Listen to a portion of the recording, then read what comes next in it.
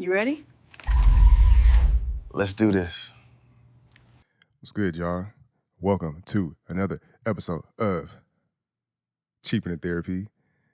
You know what I'm saying? I'm back, bro. Shit done got really wild. I had to do a couple of things, man. I've been going through trials and tribulations. It was terrible. Horrible. Man, listen, let me tell you something, man. Trying to do this, and I'm learning a lot of stuff, it's gonna take some time for me to get this all together, right? Just listen. Last week, a nigga recorded an episode, a good one, by the way. It was remarkable. Guess what happened? It didn't record. Well, it did, but what had happened was it didn't record how it was supposed to be. One of the cameras fucking turned off, and the other one was like, it was supposed to be like a B-roll angle. So I was not satisfied with it, and I was mad at the same time. One thing about me, I'm not gonna lie, I hate doing shit twice. If I did it once, that's it, bro. I don't fuck around with the double backing type shit, and nigga, that shit pissed me off so much to the point that I was like, nigga, fuck this podcast shit. I don't want to do this shit no more. I'm gonna go motherfucking go get me a job down there at Petco. That's where I was at with it, bro. The shit pissed me off, bro. But I just had to figure out some new shit. I went and I just spent the whole week like re-editing clips and putting them out, and I got like clips that I have already edited that I did not put out. So I spent a whole week of just dropping them clips. And it got me through the week. So now I know, it taught me a couple of things though.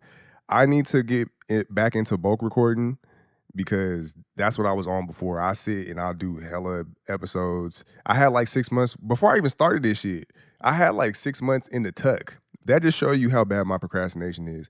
Because how you go through 6 months worth of shit, I'm talking about 6 months worth of shit. Clips, motherfucking everything, bro. Like I literally was chilling and I was like, this is gonna last me just in case a nigga decides to procrastinate because I got that shit bad. I didn't know I was gonna procrastinate like that. Like that. I didn't know I was gonna do that shit. But hey man, you live and you learn. I'm back in the game. You know what I'm saying? So I fucked around and I ain't playing them type of games no more. We got 3 cameras. I did a whole lot of research on editing because I'm going to edit myself and I'm going to have to make sure that I got all my shit down packed. So I got the 3 cameras. I learned how to motherfucking sync all the cameras up because they not all the same camera. That I don't know nothing about none of this shit.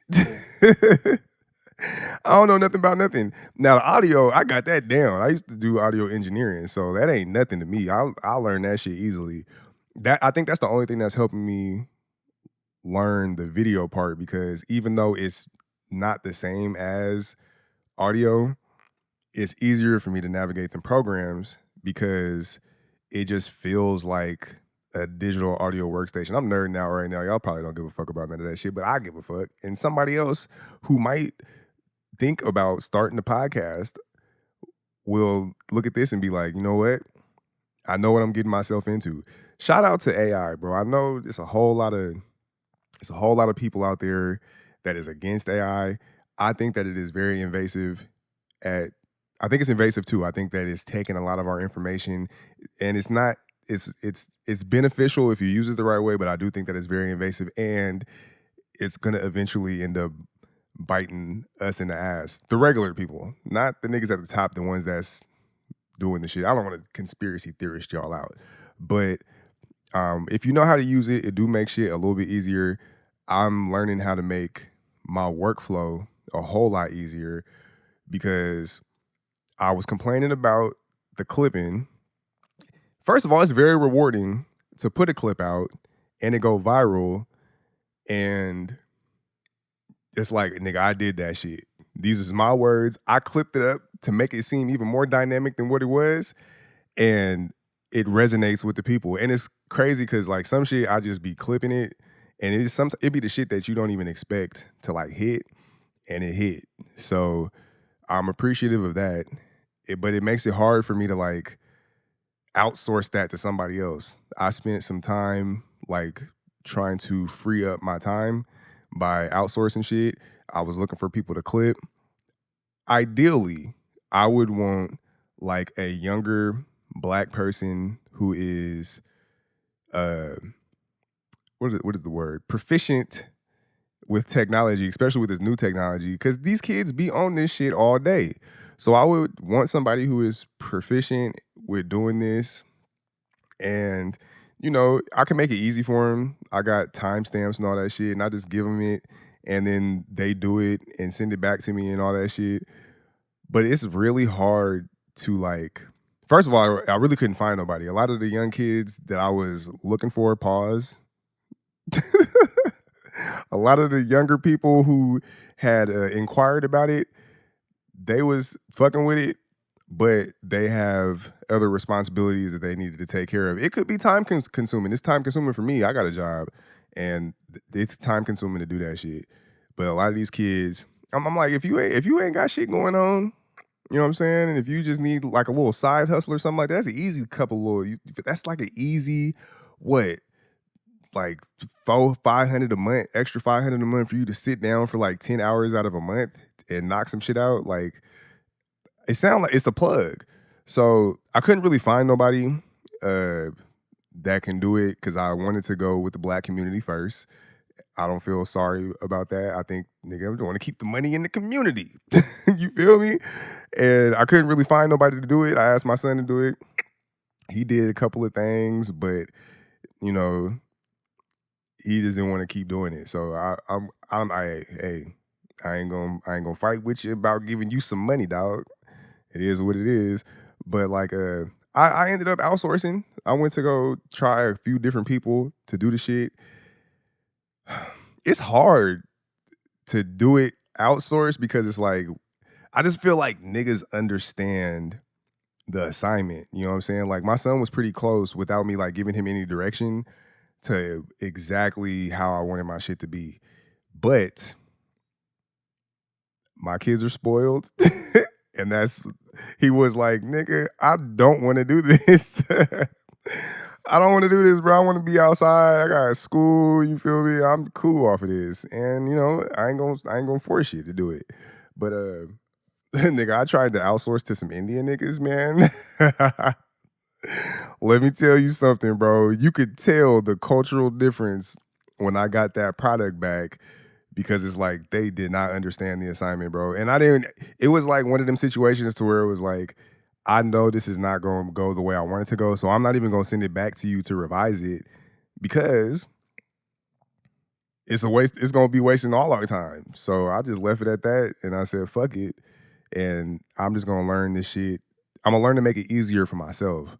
And the AI shit makes it a whole lot easier for me because it like, usually, like when I do an episode, you feel me? I'll listen to it in the car and I'll manually put timestamps, which I'll probably continue to keep doing because nigga, I'm or not the car, the truck, because I'll be in the truck at work. I'll be in the truck at work and I'll listen to the episode and I'll just like put down the timestamps and fucking clip from there. The AI make it a little bit easier because it do clip up some of the shit, but it don't get everything because I think the AI niggas is white. I don't think them niggas is black, so they don't really understand the cultural assignment when it comes to the shit that I want.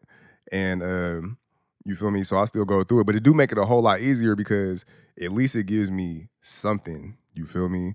And nigga, pretty much everything else, like besides clipping, the AI shit could do that shit perfectly, bro. They even got like AI options for clipping, but that AI be white. The white AI can't do nothing for niggas. That's all I'm saying. So you feel me? I gotta damn near do it myself. And it made me think like the bigger it get, like, let's just say, not even gonna say hypothetically speaking, I'm talking about speaking into existence. Let's just say this shit do what it's supposed to do. And I got a whole lot more eyes on me and I got my time all over the place. eventually I will have to have no choice but to outsource because I just won't have the time to sit down in front of a computer for hours uploading shit and fucking doing all that shit. So I don't know. I don't know how that'll work, bro. I feel like I'll be like one of them what's the fucking oh, what's the brides? The brides that be like fucking evil? Whatever you call them niggas, gorilla brides or bridezilla? Bridezilla. I feel like I'll be that like that about my podcast. So I don't know, man. I think that it's hard to figure out what the fuck to do. But as long as a nigga keep moving, you feel me? Nigga ain't never just stopped. That's all that matter. We gonna take this shit up the street. So, anyways, we've been into this shit for a long ass time. Thank y'all for tuning in to another episode of Cheaper Than Therapy. I appreciate all of y'all.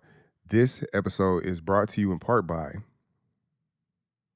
Netflix password, and it's been like 3 or 4 relationships, and they still on there under the radar. Hey man, you know how much motherfucking coof that takes? How much like precision that takes? You know how much attention to detail you gotta have to stay under the radar? I'm talking about not somebody who just like letting it slide. I'm talking about somebody who like, hey man, don't be on my shit. If I find you on my shit, you out of there. I'm talking about one of them. I'm talking about, hey, you gotta be very, very, very specific about the times that you watch because you know if this person catch they shows being fucked with, if they didn't seen how did this show get watched? I ain't watched this episode. Why is this in my favorites? Oh, let me go check all the devices that's connected to this account and then clear that shit so everybody get up out of there.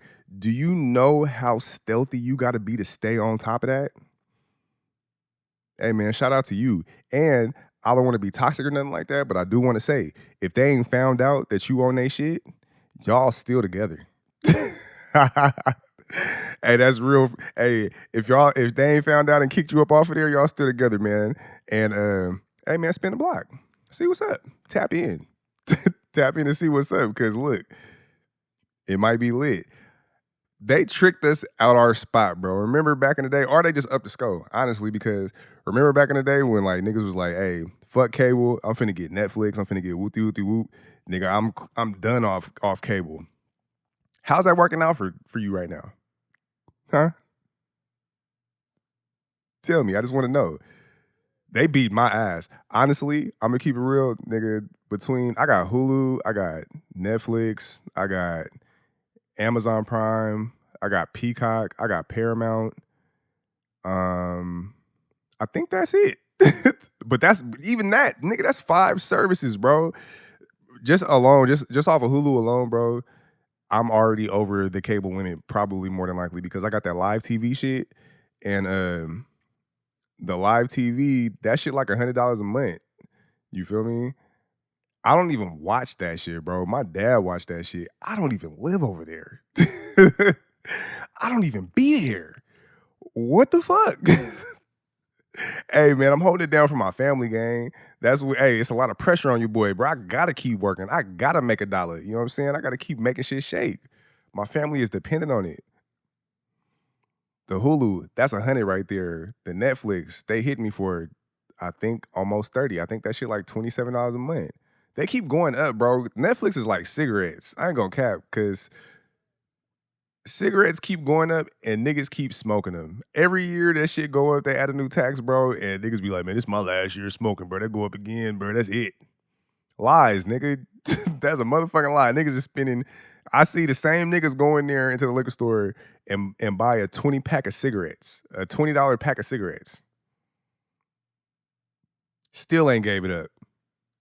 Beating their ass. I'm talking about they ain't got a choice. Niggas driving all the way to Nevada for cigarettes. You know how down bad you got to be to drive to another state to get cigarettes? Come on, man. Hey, I seen a nigga. No bullshit, bro. I was at work one time and I was I was delivering gas. I'm at this gas station, bro. A nigga pulled up, and this is literally I can tell this is a drug deal about to happen. You know what I'm saying? The niggas parked there, another car pull up. He parked in one pump on the side of one pump. Another dude parked on the side of the other pump. Now all of a sudden, the nigga was waiting there for a minute. The other car pulled up. Now all of a sudden, these niggas getting gas at the same time. I'm not stupid, bro. Y'all about to do some illegal activity. So the nigga hop in the car with the other dude and he get out. I just don't understand why you would get in the car and make this look all secretive if you just gonna get it out with the bag in the open. You know what I'm saying? And it was like a big ass. I guess this is probably why he didn't have. That's probably why he didn't care about it being out in the open. But he had a big ass bag of fucking cigarettes. I'm talking about like a gallon Ziploc bag, and it was just full of cigarettes. And I'm looking at him. He looking at me. He was like, he looking at me, and he was like, "They don't sell menthols no more." I said, "Jesus, hey, you down bad, bro. Y'all niggas is doing a covert menthol cigarette deal at the gas station. Crazy, bro. You know how down bad you got to be for that." Hey, man, I know how up in arms the community was about menthols not being sold in California no more. Come on, man. Stop smoking. Do something different with your life. Y'all stank. Anyways, so yeah, about the motherfucking I got Hulu, that's about 100. I don't watch it. Can't remember the last time I even opened that shit. Oh, the last time was when I was watching Paradise. I don't know how long ago that was, but even Paradise, that is the only show that I had watched on there. Even and before that, I wasn't watching shit. Netflix, I got that. I don't watch Netflix. No, I've been watching Netflix recently because they got a whole bunch of like crime documentaries, and I'm like, that's my shit. I don't think I watch anything else besides crime documentaries. So Netflix then came up on the crime documentaries. I got the motherfucking Peacock. That's probably what I watch the most because they got all. I can't even keep up with how much crime shit they got on there. But it's like it's certain tiers. You feel me? And they got a tier where you could like download. You could download and watch videos like offline. I got that tier because nigga, when I be on a plane, that shit come in handy. Cause nigga, fly to another country for hella hours and don't got nothing to do. You be mad as hell, bruh. Especially if you can't fall asleep. Sometimes you can't fall asleep. All right, get on an 18-hour flight or something like that. Going into another country, you can only sleep for so long, bruh. So you might have to motherfucking, you know what I'm saying? And then I got Paramount. I got Paramount strictly for SpongeBob. Paramount and Amazon is like strictly for SpongeBob. You feel me? I be watching that shit. I think that's everything though. If you add all them up, if I add all that shit up, just Hulu alone is already more than cable. They upped the score on niggas, bro. They tricked us out. They tricked us out the spot that we was in, and I don't think we strong enough to just be like, hey, no. I feel like a lot of shit.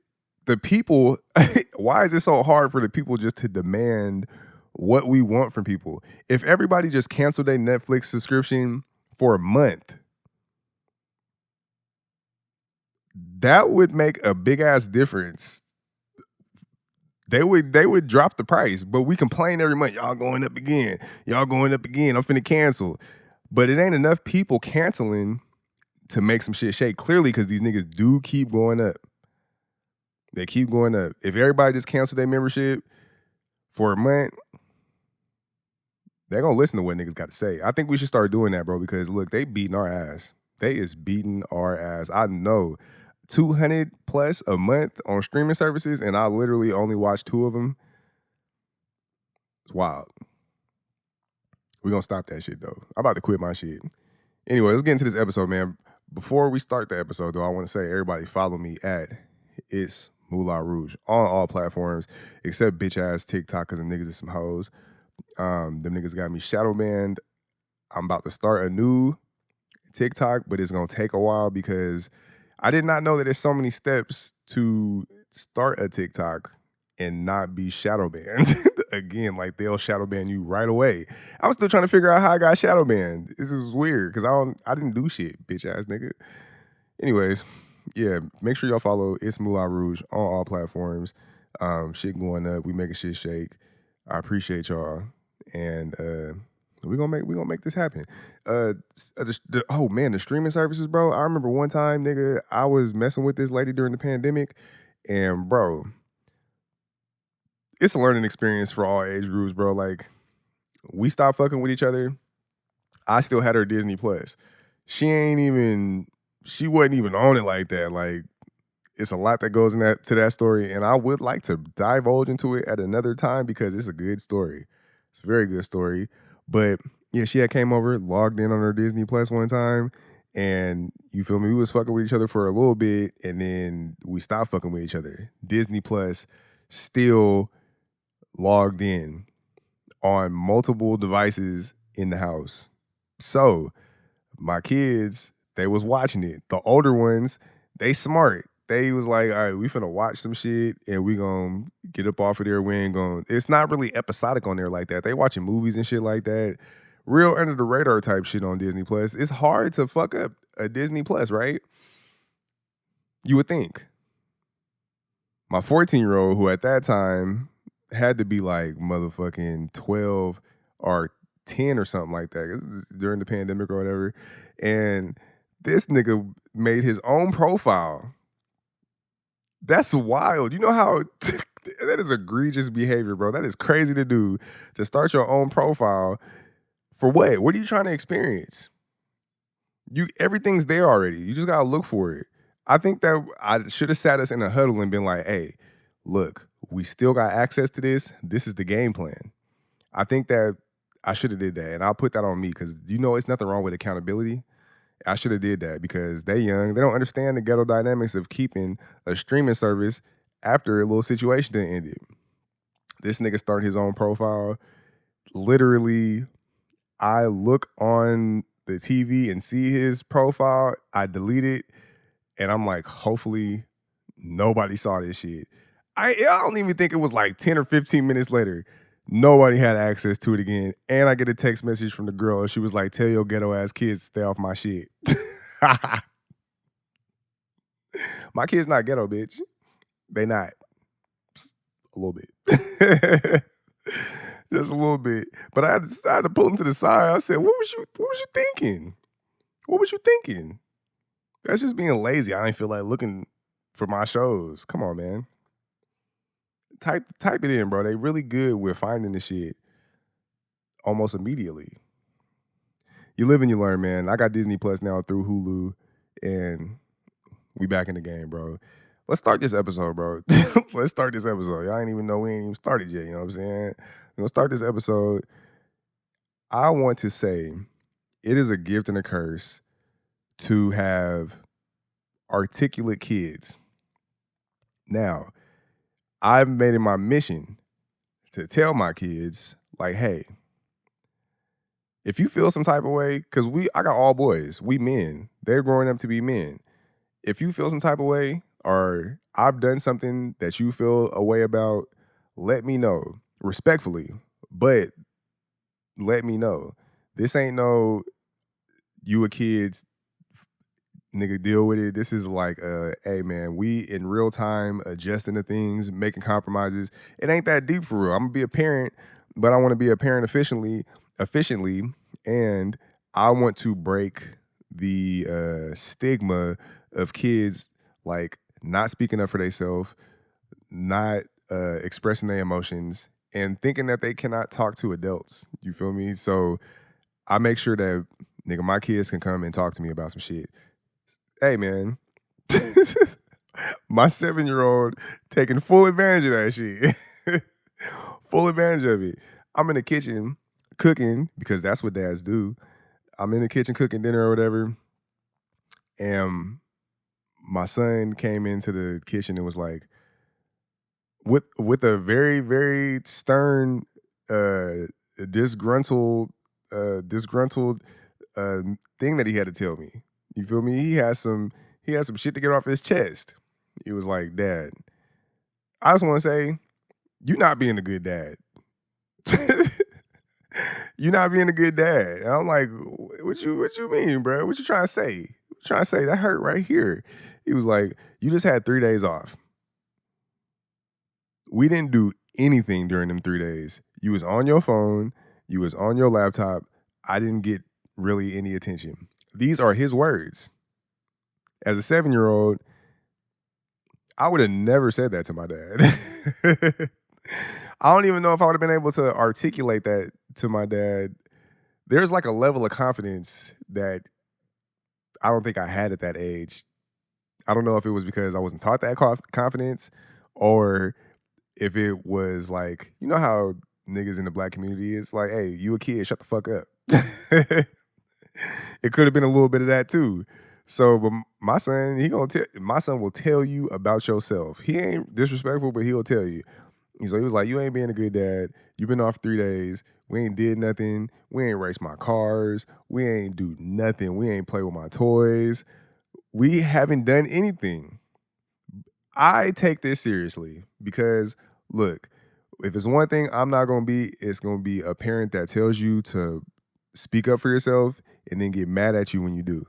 So I'm like, you know what? And he was right, because dealing with the podcast and shit like that, and sometimes just wanting to take a fucking break sometimes and just scroll on the phone, you know what I'm saying? He wasn't with that shit. So I was like, you know what? You're right. It's been 3 days off and I'm about to start back to work. And you're right. I ain't gave you no attention for real. And I'm gonna make up for that. I'm gonna dedicate my next 3 days off to you when you come back, because me and his mom switch back a week and a week. So we made all these plans, bro. It's like the all-day adventure is happening, bro. We going to Costco. That's one of his spots. He want to go in there. He want to fuck with the samples. He want to go get, for some reason, a big ass glizzy. That's his bag. He want a glizzy out that motherfucker. Hey man, I'm not here to judge. I don't fuck with hot dogs like that. But hey man, that's me. That's my prerogative, bro. He wanted one of them hot dogs, and he want to go in there. He want to fuck with the samples. He want to get the hot dogs. He want to eat the hot dog in the place. I'm down with that. I got you, big dog. We're gonna make that shit shake. And then he want to go to the park. That ain't nothing, bro. Not only do he want to go to the park, look, I'm gonna up the score. We not just gonna go to one park. We going to multiple parks. I'm gonna do my due diligence, bro. We gonna get on his phone. We gonna pull up the parks in the neighborhood. We gonna pull up the parks where we at. We can go anywhere that you want to go to a park. We pulling up parks. I want to go to that one. I want to go to that one. Then we can go to that one. All right, that's cool. We're going to make all that shit shake. Then, we've been talking about monster trucks. Hey, man, let's go to the store and buy some. There ain't nothing to do that. We're going to go to the store. I know you like the toy section. Let's go to a couple of stores. Go to the toy section. Look at the cars and shit that they got. The little remote control shit. Get you some. Get you a couple of them. Hey, man, that's the least I could do. I ain't been spending time with you like that. It's time to step it up. Got to show you that I care about us spending time together, making these memories, and you can talk to me, and I'm going to correct the behavior, or at least make up for it. I can't correct being tired and exhausted. That's just life, nigga. And then after we do all that, it's time to top it all off with the ice cream, gang. You know what I'm saying? We gonna fuck with that. What ice cream place you want to go to? We looking through all the spots. We gonna go to this one. Bet this the flavor you want. It's lit. Hey man, I'm with that. So fast forward, he go to his mom's house. Actually, yeah, he go to his mom's house, and I can't exactly remember exactly what it was, but his mom wanted him on another day or something. His mom wanted him on another day, and I was like, oh yeah, cool. You can go with your mom. She can take you during this. This would have conflicted with our day that we had planned. Now, if it's one thing I know about kids, they don't give a fuck about their daddy. At all, bro. I know some fathers out here. I know you feel it. Unless you got a daughter, that might change things a little bit. But if you got sons, they mama's boys no matter what, bro. It don't matter what I do. Nigga, mama comes first. And I'm okay with that. I understand what that is, bro. Hey, I ain't out here trying to compete to be the better parent. I'm just trying to get in where I fit in, right? So his mom wanted him. I'm assuming you want to go with your mom's gang. So I tell her like, oh yeah, you can take him. I can just get him back on another day or whatever. So we riding. It's quiet as hell in the car. I'm like, oh, I got to make sure this nigga is alive because he's always making noise. I look back. This nigga whole face red, tears all down his face. I'm like, bro, what's up with you, bro? He just Literal meltdown crash out. What's wrong with you? He was like, we were supposed to go, we were supposed to go to Costco, and then we were supposed to go to the park, and then to another park, and then we were supposed to get monster trucks, and then we were supposed to go get ice cream, and you just gonna let me stay at my mom's house. I'm talking about balling, gang. Balling. I was like, oh, bruh, I'm sorry because listen, I did not understand how important it was to you. I know how you like to be with your mom, and she just had a baby. So he might want to be around his little brother or whatever. Not my baby. I just want to make that clear. Hey, mine's. But I know he's into that big brother role. So I'm assuming, and that's my fault for assuming, like, hey, you want to be with your mom and your brother or whatever, I'm gonna let you do your thing. And that was not the case. This day was important to him. And shit, hey, put me in my place. Hey man, I gotta call your mom back. Hey, actually, it's bad. Your son wanna stay with his daddy. He fucked with your boy. And we did that, bro. We did that. And we made shit shake. I'm talking about he had the best time. He talked about that shit the whole week when he was with his mom. He was calling me like, hey, we still set, right? All right, bet. I was thinking about this. He updating the schedule and shit like that. And you know, like your kids really give a fuck when they calling you when they with their mama because, like I said, kids do not be calling you when they be with their mama. Like my kids don't call me when they with their mom. It's just like, hey, I'm gonna see you when I see you, nigga. They don't be calling, so it's like, all right, you calling me? He hit me up. I'm like, hey, it's cool, and we made that shit shake. I can definitely say, like, he wanted to spend that time with his dad, and I don't think it initially it wasn't really about like I made it to where it was like we gonna go do this, and do this, which all cost the money. But originally, it was like I just want to spend time with you. I want to play with you. I want to like do all. I want to go to the park. I want to do all this shit together, and that shit don't cost no money. So it's like the quality time is a whole lot more important to kids than the fucking money that you spend. Like, take them to the park. I remember when I didn't have like no money to do shit at all, bro. I took my son to the park every single day. He knows these parks like the back of his hand. He know when it's about to be kids at the park. He know when it's about to be too hot at one park and he should go to this park because the sun gonna be too hot at this park. Like he know. That's how often we went to the park. I'm talking about every single solitary day we was at the park. And that shit is free. It don't cost no money. All it costs is time. Now, I do understand depending on where you live. Cause look, I know how the hood be. Depending on where you live, nigga, the park is not the spot. The park is where a whole bunch of debaucherous behavior be going on and motherfuckers be hanging out. Kids get exposed to shit that they should not be exposed to at them parks. I get that. So if you can't take your kids to the park all the time because of that, there ain't no park close to you. Hey, that's just it is. I mean, it is that is what it is. But if you can take your kids to the park and that's all you can do, like anything else is like cost too much, take them to the fucking park and not for no fucking 12 minutes, bro. Not for 12 minutes. Not for 12 minutes. Take them to the park and let them niggas play. I don't understand what the point is of taking kids to the park for like fucking 7 minutes. And then I see it all the time, bro. I am a habitual park connoisseur. You know what I'm saying? We go to the park and I let him stay there until it get dark damn near.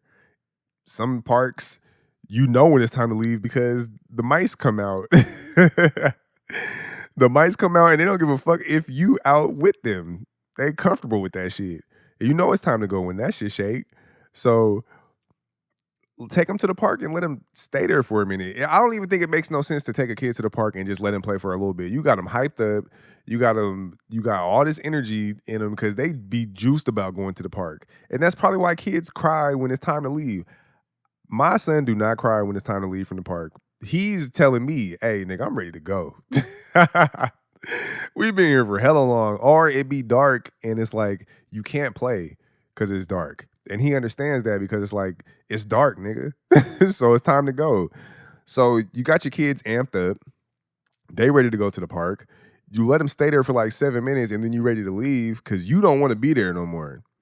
I don't think that's fair, and it's doing you and your kid a disservice because you gonna be mad when you get them little niggas back to the house and they are fucking bouncing off the walls because they still got that energy in them.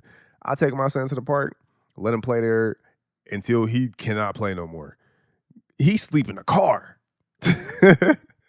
He can't even last the car ride back to the house. Hey, I know it's gonna be a good day. I'm finna have dinner, get you some dinner, give you a bath. I ain't gotta worry about you for the rest of the night. It's over with. I'm doing myself a service by taking him to the park and letting him play all his little energy out and literally can barely hold himself up when we get home. Hey, you win some, you lose some. I know what time it is, bro. And look, if you got toys already, hey man, play with the toys in the house if you can't go to the park. If the park is not a thing that you can do, then what you can do is play with the toys that you already got or make a game, bro. Kids are so easy to entertain, bro. I don't think y'all understand how much a kid just appreciates playing with their parent, bro. I don't think y'all understand, bro. Do not underestimate how much these kids actually love you. They do. They love being up under you. No matter how hard they try to act, these niggas fuck with you. If you're a good parent, if you suck as a parent, even if you suck as a parent, bro, I feel like when the kids are young, they don't understand that you fucking suck. They still want to be up under you. You still that hero. So, nigga, get off the phone, get them little niggas off that tablet, and take them to go do something active or do something interactive with them. You know what I'm saying? You can make up a game in the house. Me and my son got a game in the house right now where no toys. We don't need no toys, bro. It's literally he got a ball, I got a ball. We put all these different obstacles in the fucking way, and then we just like move the ball through the obstacles until it gets to the other side of the room. And that's the game. And I ain't gonna lie, that shit kind of fun. And you really start to see how terrible kids are. First of all, they sore losers and they be fucking cheating. I've never seen a game I have made with my son where he just not making up rules on the fly. No, you can't do that because the light's on, and when the light's on, you can only do this and do this and do that. And I'm like, nigga, where is the rule book on this game? Cheating ass nigga. I want to know the rules. Put that shit in right, and I need to see it because you making up rules on the fly. And I don't fuck with that. I feel like you playing me. Luckily, we ain't playing for money. I had to pop your ass, boy, because I feel like you're trying to get over on me. I don't play that shit. You don't know what your daddy done been through. You know what I'm saying? And hey, sometimes, hey, when you got the budget, the time is really what matters, bro. I have the luxury of having. I mean, I got older kids too, but like now that I got a younger son, like when they little, they're really easy to please, bro. I take my son to the store and I'll be buying this nigga Hot Wheels. Them motherfuckers be $1.25. Get two of them. You think you when you I can get two, get two. He be juiced as fuck. 250, 260 something with tax, nigga. He think I'm the nigga.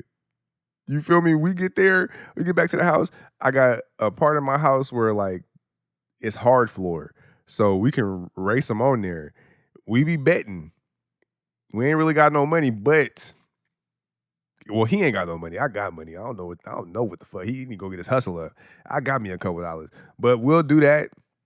We'll make these fake bets. I wonder if that's a bad thing to like fake gamble with a kid. Cause he be like, nigga, bet $1,000. We don't say nigga. He be like, bet $1,000 and my car will get there. I say, nigga, bet. Put the money on the wood where it's good, boy. We shake. We do race the cars. He be winning sometimes. I need to start keeping tabs on that because look, he owe me some dollars. I'm gonna need that. I'ma need some of that money, man. But you feel me? I remember like being like legitimately broke as a parent. Nigga, that shit is not fun. I understand. I understand. I don't judge parents um with how much money they can spend on their kids, bro, because the reality is it really matters like what you're teaching your kids, the fucking the the shit that you instill in them and like the quality time that you do and preserving their innocence. If you doing that, you a rich parent to me, bro. It's a lot of parents that just like throw money around and it's kids, they got all the fresh shit, depressed as hell, bro. That money shit don't mean nothing. Like, nigga, your daddy not coming to the games, your mama not coming to the games that you play, or they ain't even. You could have everything, bro. If nigga, your kids are looking to see are you present. So like, if you ain't present, I don't give a fuck how much money you spend on a kid. You suck. You fucking suck, bro. Like, spend time with these little niggas, man. When you don't spend time with them, you give the world so much access to them without you being able to like shape and mold them in certain directions. You feel me? Like you just sometimes just leaving them to fend for themselves. Just because you got money and you can do that for them, don't mean that you are putting them in a position to like be good people or be mentally sane when they get older. So yeah, I remember being broke as a parent, like super duper can't do nothing for my kids whatsoever. There was one time I remember for sure, I had no money. I'm talking about nothing, like nigga. I don't know what the fuck going on in the world. We just, hey nigga, we surviving off vibes at this point. You know what I'm saying? And it was this one time I only had two kids at this point. Ooh, I wish if I only had two kids to take care of. You know how much balling I would be at this particular stage in life. But I only had two kids at the time, and I remember like I ain't have shit, and um right I took them to McDonald's, and the only thing I could afford was to buy them each a cheeseburger. And I think the cheeseburgers was like $1.25 or $1 at that time. That's all I had, bro. And I bought both of them a cheeseburger. And they was happy because it was McDonald's, you feel me? But they ain't knowing like, bro, this is like it. I don't even know what we finna do tomorrow. Like I can't even think that far. I'm like, and sometimes like when you a dad, like we hold a lot of shit back, bro. That shit hurt to even be in that position for real. And I just remember like giving them their burgers and just sitting in the front. I'm hungry as fuck too. Stomach ground like a motherfucker, man. And I just remember like you could hear him like tearing that shit up. And like it just got quiet. And my son was like, "What are you gonna eat?" And he was like, "You want some of my burger?" And nigga, that shit almost broke me. Hey, remember on Pursuit of Happiness when Will Smith was in the bathroom with his son and like he was kicking the door, the nigga when they slept in the bathroom on that first night? That's how I felt. Like, nigga, I can't even watch Pursuit of Happiness. Like seeing that, I was like, oh my God, bro, that was it, bro.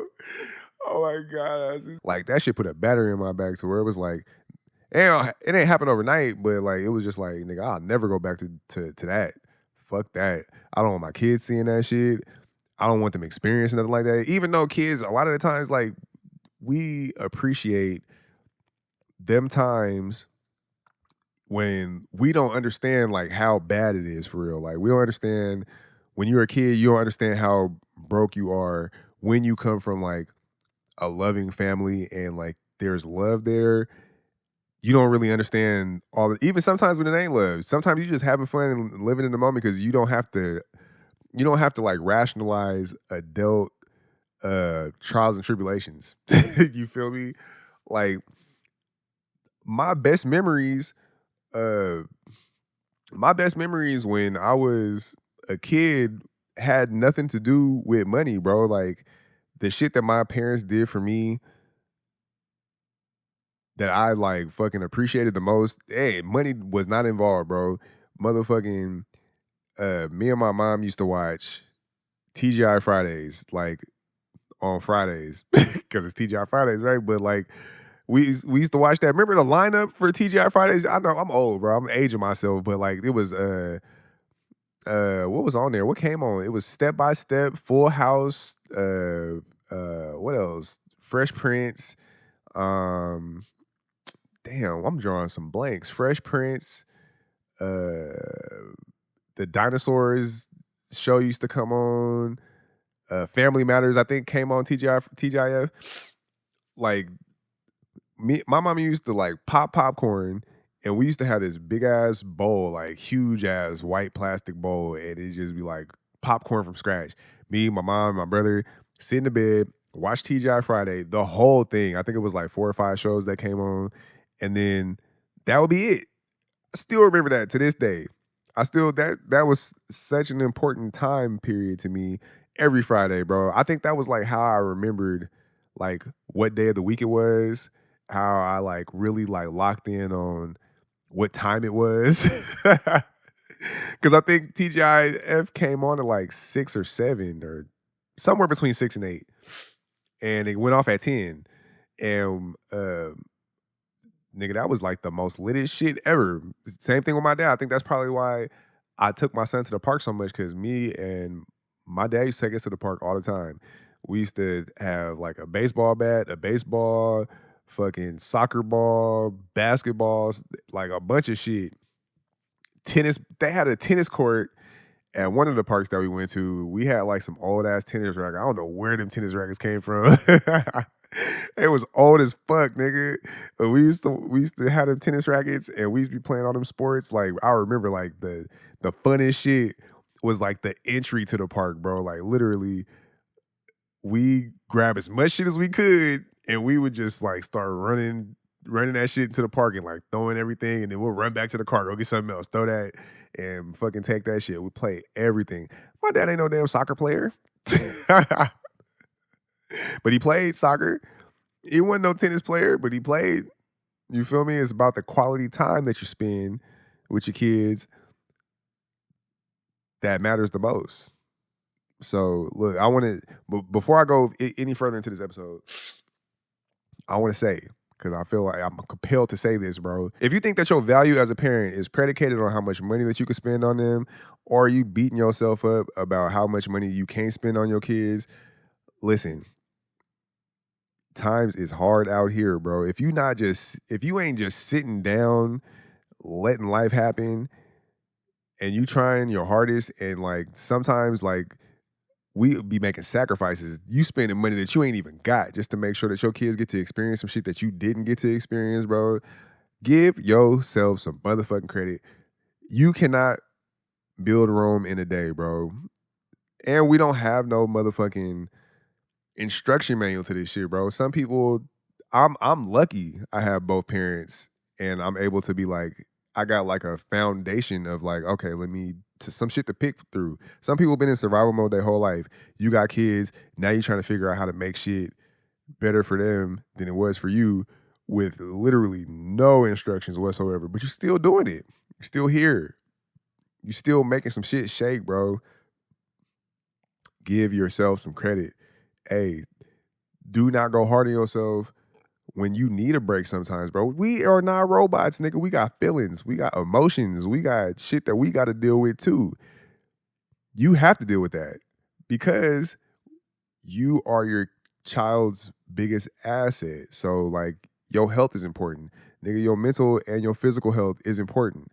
You can't just, like, beat yourself up, be in, like, this deep, dark depression, want to sit in the room and cry and shit like that because you ain't able to do certain things for your kids. Nigga, be present. Quality time over how much you could spend on them. A lot of people beat themselves up about back to school shopping, about Christmas. Hey, are you there for your kids? That's what matters, bro. That is what matters. Do not beat yourself up. Are you just sitting around not doing nothing? Then yes. It's time to try to step it up. But if you busting your ass, sometimes everything just don't work out the way you think it's gonna work out, but you tried. You made an attempt. You ain't just sit down. The attempt matters. Give yourself some credit. You can't be going too hard on yourself. Sometimes we have more information than the average person has on ourselves. And we beat ourselves up with that information that we hold, and it's not fair to us. You wouldn't let somebody on the streets talk to you like that, would you? Absolutely not. You probably go upside their motherfucking head. I would. So why would you allow yourself to talk to you like that? Sometimes we got to be kinder to ourselves. We got to really just put things into perspective, bro. Life's not easy. It's a game of runs too. You could be up today and down tomorrow. It's about how you pivot and not just sitting around letting life happen, making some shit shake. Hey, sometimes it's easier. Hey, I done been fucked up. Sometimes when you in that position, it's like, I don't want to hear that silver lining ass shit. It's rough out here, nigga. I get it, bro. Cause hey, sometimes I done been in some fucked up situations, bro. I don't want to hear that positive shit from your bitch ass nigga. Life rough right now. I was just nigga, just a while ago, not too long ago. I had to make some executive decisions to make some shit shake, bro. And the decisions ain't all the way over with. They not all the way over with, bro. I still got a little bit of time to enjoy this little bit of freedom, but I'm gonna have to stamp my executive decision and see what transpires from that, bro. But give yourself some credit, man. Don't go too hard on yourself, bro. Make some shit. Hey, if you are if you confused on what to do, if you like feel lost on what to do, we all have phones at our disposal. I ain't saying you got to go to AI to figure it out, but maybe just look to see what's possible to do. You know what I'm saying? The world make it hard for us to like make some new shit shake. I do understand that because you might be in a career path or you might got a job where that's all you can afford to do and you can't afford to miss no days. You probably balancing that, work, kids, all day activities and shit like that. You ain't got no downtime. I get that. I'll tell you this. Sometimes taking a risk, when you think that the risk might not be worth the reward, sometimes you got to make some shit shake. I ain't gonna lie. I'm living proof. Sometimes you got to just say, fuck it. I know how this is gonna end up. Let me try something new. I don't give a fuck. Hey, the struggle do be real, but the light do be at the end of the tunnel, man. So somebody needs to hear that. So that's what I'm here for. I do want to circle back too, bro, because I was talking about the Costco shit, right? Um, it's this black lady that work at Costco, bro. She is hella nice. She hella nice. It's like an older black lady that work at Costco, bro. And I go up in there. She hella nice to my kids and shit like that too, bro. Like the samples. She always be like, "Here, baby, take some more samples. If your daddy let you have some, I'll let you have some more." And she be going out her way to like she say hi to the kids every time they come through. They know who she is and shit like that. She hella nice. So not too long ago, me and my 14-year-old went up in there and we went to go try some shit up in there. We went to the little samples or whatever. He grabbed the bag of the stuff that was there. So I was like, all right, that's what you want to get, go ahead and get it. So we walk around the store or whatever. We about to walk back to the front to go check out. He take it out the basket and put it down. And I was like, why did you get it if you wasn't gonna buy it? He was like, I just didn't want to be mean. She's so nice to us. I just I just got it because I wanted to be respectful. And I was like, teaching your kids good, bro, teaching some good manners and shit like that. I mean, to me, they pick up the shit that I say because I 100% be on my kids about, hey, we don't disrespect black women. Just women as a whole, women as a whole, we don't do no disrespecting the women. We don't make women feel uncomfortable. I drive that home. But on top of that, even higher priority than that is we love, respect, protect black women. we don't do none of that shit. So I don't tolerate it. You ain't gonna tell me, you ain't gonna disrespect black women. I'm always telling them, hey, ain't your mama black? Yes. Would you let somebody disrespect your mama like that? Would you want somebody to disrespect your mama? Would you want somebody to treat your mama bad? No. Okay, what about your grandmama? No. What about your aunties? No. Cousins? No, I wouldn't want that. All right, nigga. So we gon' take that into consideration when we step out into the world. We gonna love, respect, protect black women. And I think they're taking that advice very well. So because look, that's what they're doing. Now my 7-year-old, it's gonna take him a little bit to just catch up to that. We was at AMPM not too long ago, and and I got road rage. My son's supposed to be my accountability partner. In some past episodes, I talked about like, you feel me? I'm gonna work on the road rage shit. It didn't work. I still got it. My son got it too. It was a person in the AMPM. I'm driving down one way, they driving down another way. These motherfuckers swerve all into my shit. So I can't go past them. They being stupid. So I didn't even get a chance to like pop off yet. My son was already on it. He was like, dang, do you know how to drive? You're all on our side. Stupid. I'm I'm in front of him. I'm in the driver's seat. He in the back seat, so he can't really see. I see it's a black woman. And I'm like, hey, that's a black woman. We don't do that. We don't do that. We don't yell at black women. And he was like, why can't we yell at black women? I was like, bruh, what if somebody was yelling at your mom? Would you want somebody yelling at your mom? He was like, no. And I was like, what about your grandma? You want somebody to yell at your grandma? She's a black woman. And he was like, well, if somebody yell at my grandma, she gonna yell at him back, which is true. Which is true. But the sentiment is, hey man, we respectful of black women. Sometimes when I got road rage and I'm about to pass by and I see it's a black woman, I'll low key crash out and be like, I'm sorry, black woman. I'm so sorry. I love you. I still love you. But get your stupid ass out the way. That's how I be. But I just think that it's very important. And too, at the same time, bro, I feel like when it comes to my kids, yes, I want to preserve their innocence, bro. And I feel like teaching them about race so early in life,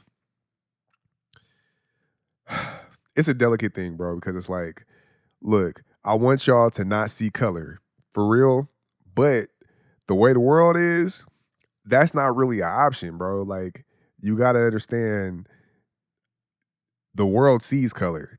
So I need to let you know that ahead of time.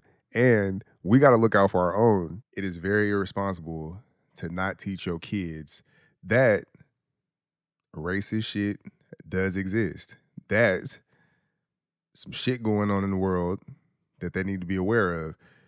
You are doing your kids a great disservice by just letting them go on through life with the idea that everything is equal all the time. It's not.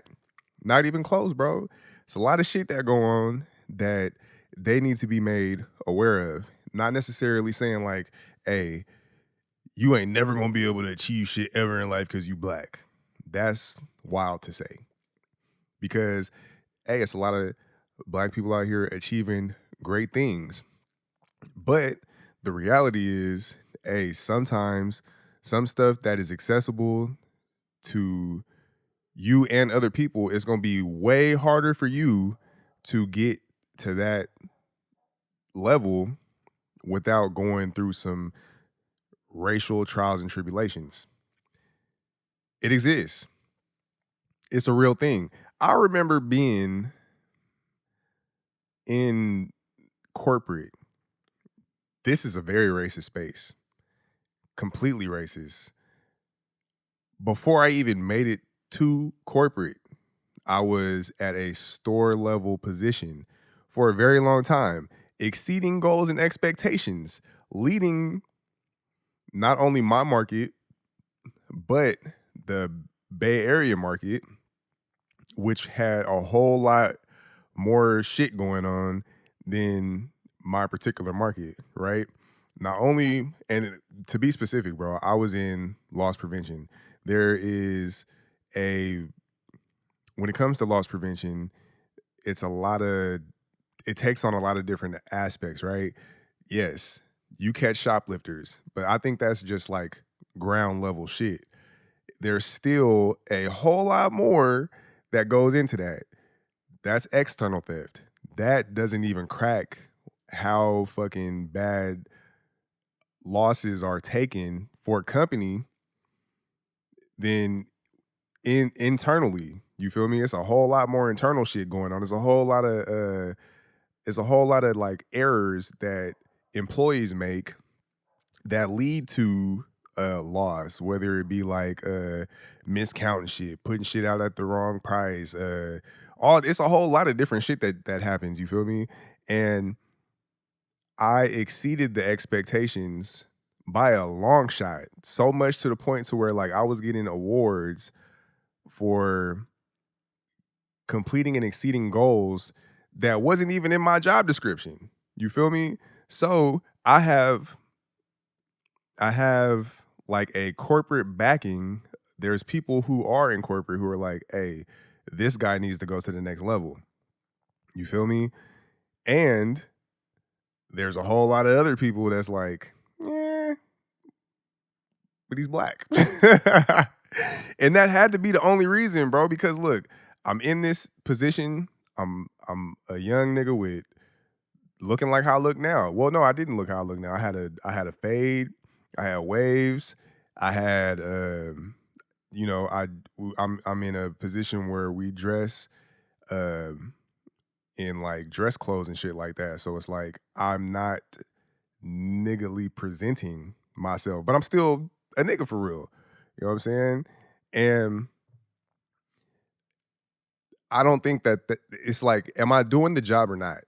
It's not about like what you think is acceptable or professional. It's like, am I doing the job or not? Because I'm doing the job better than the white nigga with the fucking supercuts fade that talks all proper and shit. I'm blowing him out the water. So why am I not getting the same uh, promotions? Why am I not getting the same support that he would be getting? Is it because it looks better? Is it because of what? So I'm talking about, bro. I had a situation to where it was like I was finna quit. It was like I see what's going on in the world. Y'all niggas is not hiring me because I don't look the part. There it was a situation. It's like I'm looking at the people in the position I want to be in, and I'm looking at the people in the positions above that. Nobody looks like me.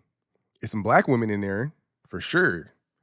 A couple, very few that are in that position are in those positions, but it's not a lot. So it took for I applied for like for I applied for leadership positions a lot. I'd always get the interview, and I feel like they was just doing it just for like, well, we got to do it just to let them know that we know that you're doing what you're supposed to be doing. I'm interviewing. My shit says, look, this is what I'm doing. I've already been managing other people. I was in previous roles where I managed multiple stores under multiple employees. There are corporate people who are telling you this nigga knows business. You feel me? So why am I not getting promoted? It's not because I'm not qualified. So what's the reason? It took for somebody who left the company to come back to the company, and I'm still in the same position that I'm at. I've done everything I was supposed to be doing. I done did the little internal school. I done did the shadowing of managers. I done went from this store being in this position to this store being in this position to standing in for this person in the position that I want to be in. I done did all of that. So why am I not getting promoted? So much to the point where it's just like people are saying like, hey, promote this nigga. He needs to be in this position. And it just like was not happening, bro, until this lady came and she came back and she came back into a position that she had left. And when she came back and she seen that I was still in the same position that I was in, she was like, "Have you?" She was mad at me. She was like, "Have you applied for other positions? Like, are you happy where you at?" And I was like, "Hell no, I ain't happy where I'm at. I've been doing this. It's been about 2 years. I done been doing this for about 2 years trying to get out of this position, and it just seemed like it's not happening. I didn't eat to the points where it was like I don't even care where I go. I'm willing to relocate just to get my foot in the door because I know when I'm in there, I'm in there. It's over with. I'm gonna be doing what I'm supposed to be doing." And she was like, "No, no, no, no. You should have been you should have been out of here. Like there you top of the shit every time. I'm talking about internal theft, external theft, all the shit that we supposed to be doing. I'm at the top every single time. And I'm in a market where it's like these things are not supposed to happen because it's not possible because we don't have enough foot traffic and we don't have enough people, and these situations do not present themselves to the people who do work there. These situations don't present themselves at the same occurrence as they would in other places." So she was like, "No, you should have been here. So look, this is what I'm gonna do. We got 2 new stores that's opening. I want you to take these 2 stores. You do your shit, and it's good." I'm cool with that. Now, okay, so now I didn't did this. I didn't got to. It took for that to happen for me to get to where I was supposed to be at. Now I'm in this position. I'm still me. You know what I'm saying? I'm corporate, doing all the corporate shit now. Company card, pulling up to Frisco, doing the corporate meetings and shit like that, coming up with great ideas to help prevent and mitigate loss. You feel me? And I'm still myself at the core. I just feel like people didn't respect that I was capable of doing that shit. It's just like they looked at me, heard how I talked, seen how I looked, and they was like, "Oh, that's cute." I'm like, "Nah, nigga, I'm one of them." Not only am I exceeding expectations, but I'm getting people who are under me promoted, and that's really the big thing. I didn't give a fuck about nothing else. I'm already gonna do the shit no matter what because the job was easy. It's easy for me to do this shit, bro. But for me to promote other people and get other people hired, people who don't look like the safe choice, get them promoted. They trained, they promoted into leadership positions, and they don't look like the status quo and they're meeting or exceeding expectations. That's all I didn't give a fuck about. Nothing else. Because there was some other people that was like, bruh, I cannot get promoted. There was a dude at them 2 stores that I started at, and he was trying to get out of his position. He was at like store level. He wasn't even in a manager position. He was at store level. He was like, I'm doing everything I'm supposed to do. He was supporting other stores, and he did a lot. He did a lot. And I was like, bro, give me a couple months. I am going to make sure that you are in a leadership position. Trust me. I'm gonna keep coming to the store. Just keep doing your shit. I'm gonna put your name out there every single time. You're not gonna be in this position for long if I have anything to do with it. I didn't give a fuck about nothing else. So, I mean, he just was doing his business as usual. And I was, putting his name in there every time, like, hey, he doing this, hey, he doing this. Hey, there was a time I couldn't come to work, and there was a time I needed this to happen. He did this. There were some things that I could do, and I was like, I need you to do this instead of me because I don't gain anything from me doing it. You're the one that's gonna benefit from doing this more than me. And he come and do some shit. And sometimes it'd be some shit that I did not want to do because at that time I was like probably 2 hours away from like the stores that I was I was like 2.5 hours away from like the stores I was supporting. So, and the cold part about it was they were supposed to relocate me and they never did. They never did. I'm commuting 2.5 hours every day. Still got kids. They still got school. I still got to pick them up. I still gotta drop them off. And I'm still doing that, still meeting expectations, still exceeding expectations, still getting people promoted, still hiring good ass people. You know what I'm saying? And once I got him promoted, and he was like, "Bro, I appreciate it." So much to the point to where it was like, I got him promoted, I left and changed careers, and I needed to call him for a reference because it was like, "Hey, I just need." He was still in a leadership position. I need you to let these people know how how I was over you, how I trained you, the position that you are in right now, your experiences, do. And he was like, I got man for sure. Now I didn't get that job because it was some hating ass niggas. I'm gonna tell you. One day I'm gonna tell y'all the story about hating ass bitches, exes that fuck up your progression. Hey, I ain't even tripping though, because it's just like, hey, maybe I just wasn't supposed to be there. But it was one of them things. It was like I see that people have these preconceived notions of people based off of optics. It ain't got nothing to do with nothing else but optics. So much to the point when I was thinking about leaving and I was moving into to different I was going to different like retailers to like get into their corporate positions. Perfect example, and this is 100% one of the reasons why I do not fuck with Target whatsoever, bro. I had a profile on LinkedIn.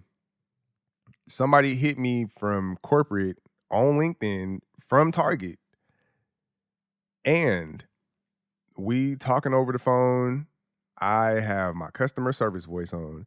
I'm telling them all the things that I've accomplished at my previous employer, all the corporate references I have. They gave me like hypothetical scenarios, and it was I was beating their ass basically, bro. So much to the point that they said, "Hey, we're gonna call your references today," and they followed up with my references because my references called me and say, "Are you trying to leave?"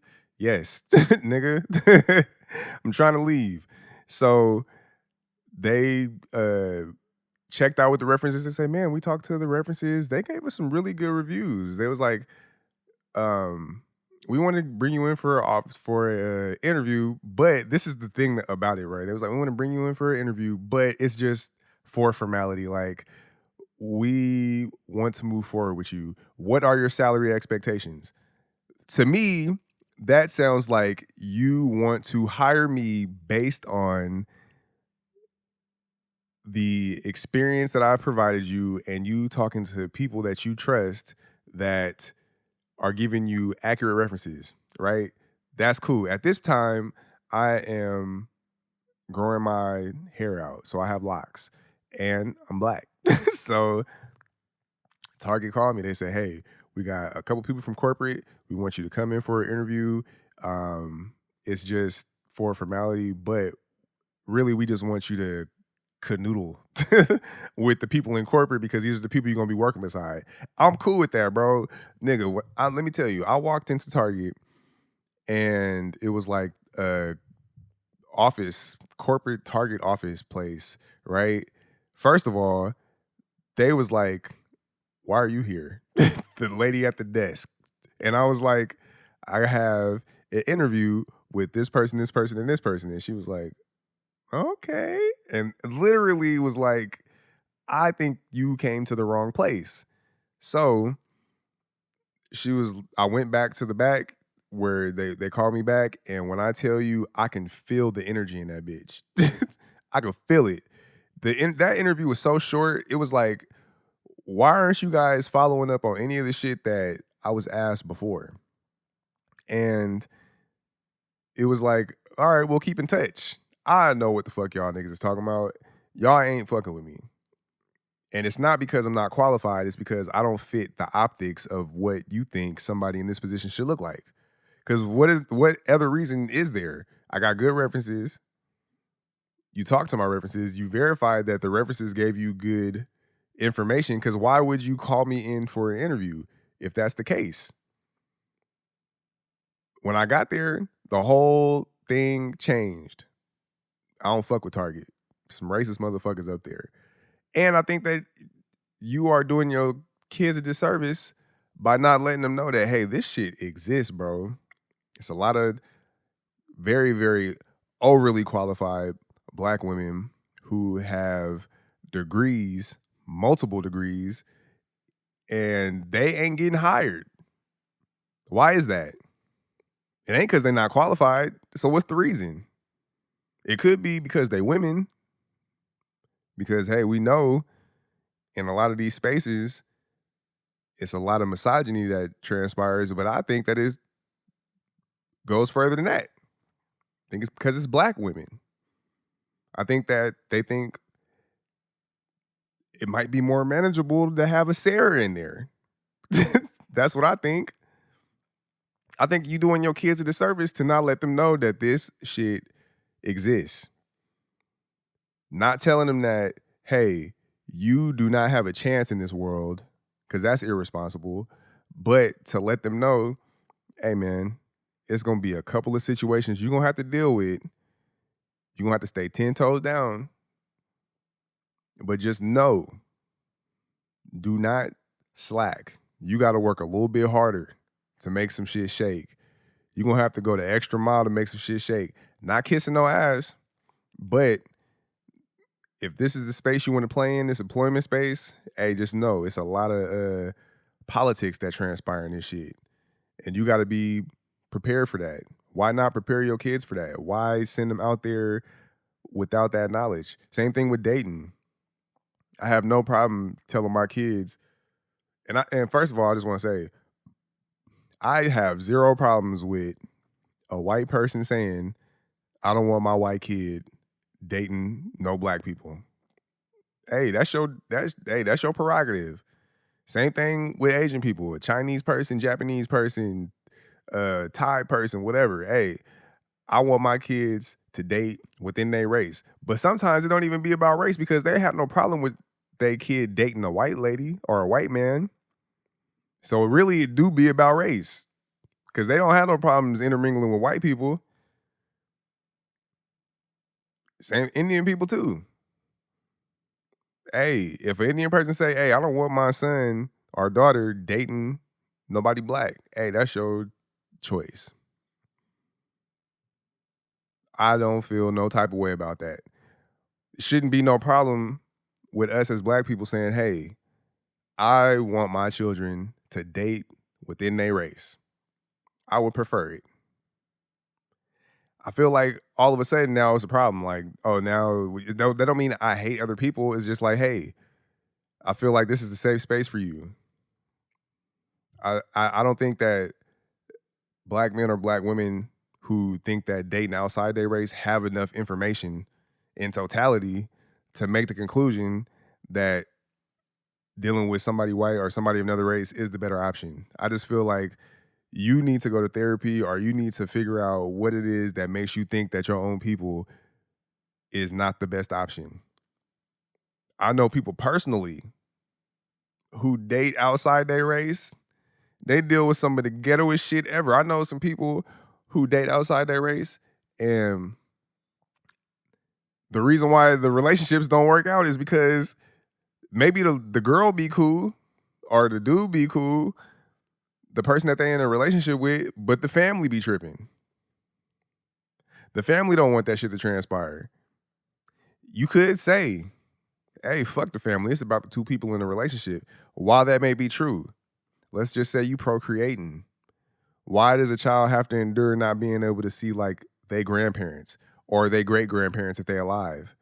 Because that person don't like you because of your race. I feel like that is damaging as fuck. Why do a child have to deal with being mistreated when they do get around these people? Because sometimes everybody ain't saying like, hey, you ain't treating my kids right because of this. They not gonna be around you. Sometimes that don't happen. I'm 100% sure. There's a lot of people. It's a lot of black people who are interracial. It's a lot of interracial black people who got either a white parent and they black and they parents is two separate races. And their experiences on both sides of that family is a lot different. Maybe they don't even have no connection with the other side of their family because they treat them different. That's a lot of moving pieces. Hey, maybe the grandma and the grandpa is cool, but what about the cousins? Hey, do you know how important cousins are in the black community? Hey, sometimes cousins be like your brothers and sisters. Imagine if the people who are supposed to be like your brothers and sisters treat you like they don't even want you around. They don't want no dealings with you. I feel like that's damaging. Hey, it's all about community. You can start your own community if you would like, but I'm not doing that. I'm gonna teach my kids, hey man, it's a lot of black women out here. Pick one. It's already a lot of bullshit in the black community, especially between men and women. And I'm raising my sons to not contribute to that. I've already contributed to it, and I'm accountable of the contribution that I have contributed to said discrepancies between me and black women. So I don't want to pass them toxic traits on to my kids, and I am actively being a better nigga anyways. So like, yeah, I'm teaching my kids, nigga, don't be that way. So much to the point.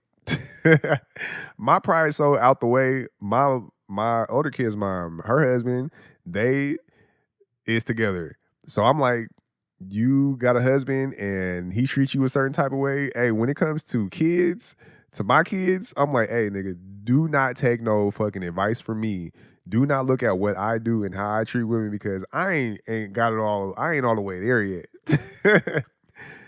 Your mom got a husband and he treat her good, nigga. Your mom is a woman. So when it comes to how women need to be treated, how you need to navigate certain situations, I ain't the best representative of how to do that. I can admit that. I'm accountable for that. Nigga, your mama and your mama husband, them your go-to people. And at the same time, you can say like, why don't you just change? Why don't you just change and fucking be a better example? I have not. Well, at that particular time, I wasn't all the way there yet, but I was at a place to where I could at least show you like, hey, I'm not glorifying being in the streets. I'm not glorifying fucking with multiple women. Hey, this shit ghetto. This shit ain't cool. It's a lot of trials and tribulations that come with this. You know what I'm saying? I'm not gonna tell you to go outside and just be out there in the world because that ain't the best option. That's just what I was doing. That ain't even what I was taught to do. My mom and my daddy been married my whole life. Where I don't know where I got that shit from. I just it's on me, it wasn't in me. It was in me, not on me. I don't know where it came from, but that is what it was. But it's like you teaching them a certain way, and I don't want them to see race, but race exists, bro. I teach them how to navigate race how to navigate life when it comes to women as far as race goes. Hey man, it's a lot of shit going on in our community. Let's not add to that. I got my older sons, they like the multicultural shit. Hey, I'm not the person that's gonna police who you fuck with. But I will tell you this: if you choose to get out there and be multicultural, let that just be what your preference is. And if your preference is based off of negative stereotypes against black women, then I'm gonna have to correct you on that because it's some ghetto bitches in every single solitary race. Do not get out here and think you gonna go fuck with a white girl and it's just gonna be all peaches and cream, nigga. No. Them white hoes is doing wild shit.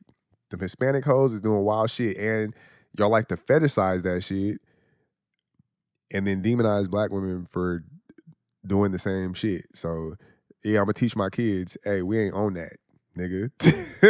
I'm gonna make you feel bad about yourself and I'm gonna call you on it every single time. And I'm gonna ask you, you feel that way about your mama? All right then. We ain't about to feel like that about the consensus. You know what I'm saying? Same thing with like friends, bro. Like my sons do have multicultural group of friends. I think it's important to let them know, hey, you need to be aware of this. Now, with the climate that we got going on right now, I I don't let my kids spend the night at just anybody's house, bro. It's a very select group of people that my kids could go spend the night. How if they could go spend the night at their house? Very select group of people, and that it just is what it is. And if you ain't black, my kid's definitely not going over there. I don't give a fuck. Call it what you want. It's too much shit going on. Motherfuckers don't be getting held accountable for the shit that they do.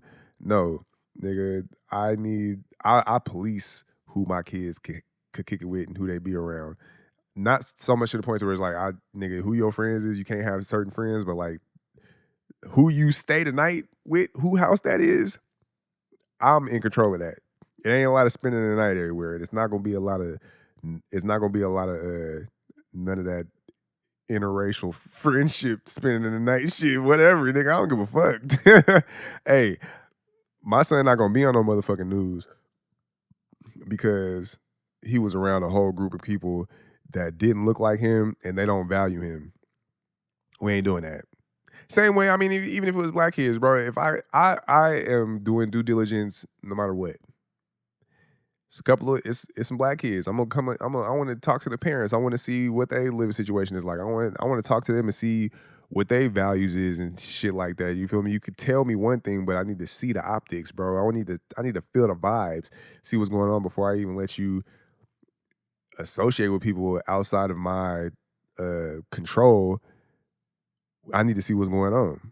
So that just is what it is. And I mean, so far, so good. They all alive. They all alive, man. Look, I was thinking about a lot of that had me thinking about like maturing as a parent, bro. I've been doing this shit since I was 17 years old, bro. I've been a parent since I was 17. I got a lot of years in the game, a lot of skin in the game. And the journey that I've been on, I could 100% say, like, I understand why you should not be fucking before you are a certain age. I don't give a fuck how horny your ass is. It's a lot that comes with sex. It ain't just busting a nut and that's it. It's a lot that comes with that. Look, as a kid, when you think about like high school years and you think about like getting older, think about like the people in your class, like class of your year, right? People that you went to school with. Look at how like life turns out. Some people chose drugs. Some people chose crime. Some people got gambling habits. There's a lot of shit going on. I chose pussy. That was my kryptonite. I got some of that shit when I was like 13, 14 years old, nigga, and that shit sent me on a mission. Sent me on a motherfucking mission, bro. And I 100% believe that is attributed to like not being emotionally and mentally developed to experience that level of intimacy or whatever the fuck it is that you experience when you having relations. When you a kid, you're not able to navigate them emotions correctly. I had no idea that that's what I was getting myself into. And hey, shit got ghetto. It got real ghetto, bro. And then it's like all the shit that come with it, bro. The ghetto shit, the trials and tribulations with bitches, having kids. That's the thing that comes from it, bro. Condom sex is one thing. I started off like that. I think if I would have stayed like that, it would have made a big difference. But once you get some draws raw, hey, it greatly changes the dynamics of things, bro, because you don't never really go back. And then when you do go back, it be like, this shit not cool. This shit ain't fun. Some raw draws compared to some condom sex is very few far in between where you'll have some condom sex and it'd be like, this is cool. I can count on one hand. I didn't have a lot of sex. I can count on one hand how many times where I was like, I can keep fucking you with a condom and be perfectly fine with it. There's very few. And look, when them kids start coming, 17 years old, bro, and you still a kid, you move unconsciously. You still a kid, you still growing up. It would be a great thing to say, "Hey, I had a kid when I was young and that shit pushed me into adulthood." But the reality is that don't always happen. And you can't expect that to happen all the time. When you 17, I was 17 years old with a kid. I was very much still young. I remember when the reality hit, like, "Oh, you got a kid, but I'm still a kid too, and I still want to go be in the streets with a kid." What does that look like? I remember a specific time where I took my son with me to go kick it at night, like going to a house party, to a function. This nigga is a baby baby. I'm talking about head, not even, he ain't even got no goddamn neck strength, baby. You feel me? So before we get to the function, we stop at a friend's house, right? Just a bunch of niggas and some girls kicking it outside, and we drinking, smoking in front of one of my friend's house. The mom come out because we was being loud, and this was not no black community. We in the suburbs at this point. So she come outside because she in her nice little neighborhood, and she coming to check the temperature like, what the fuck is you niggas on?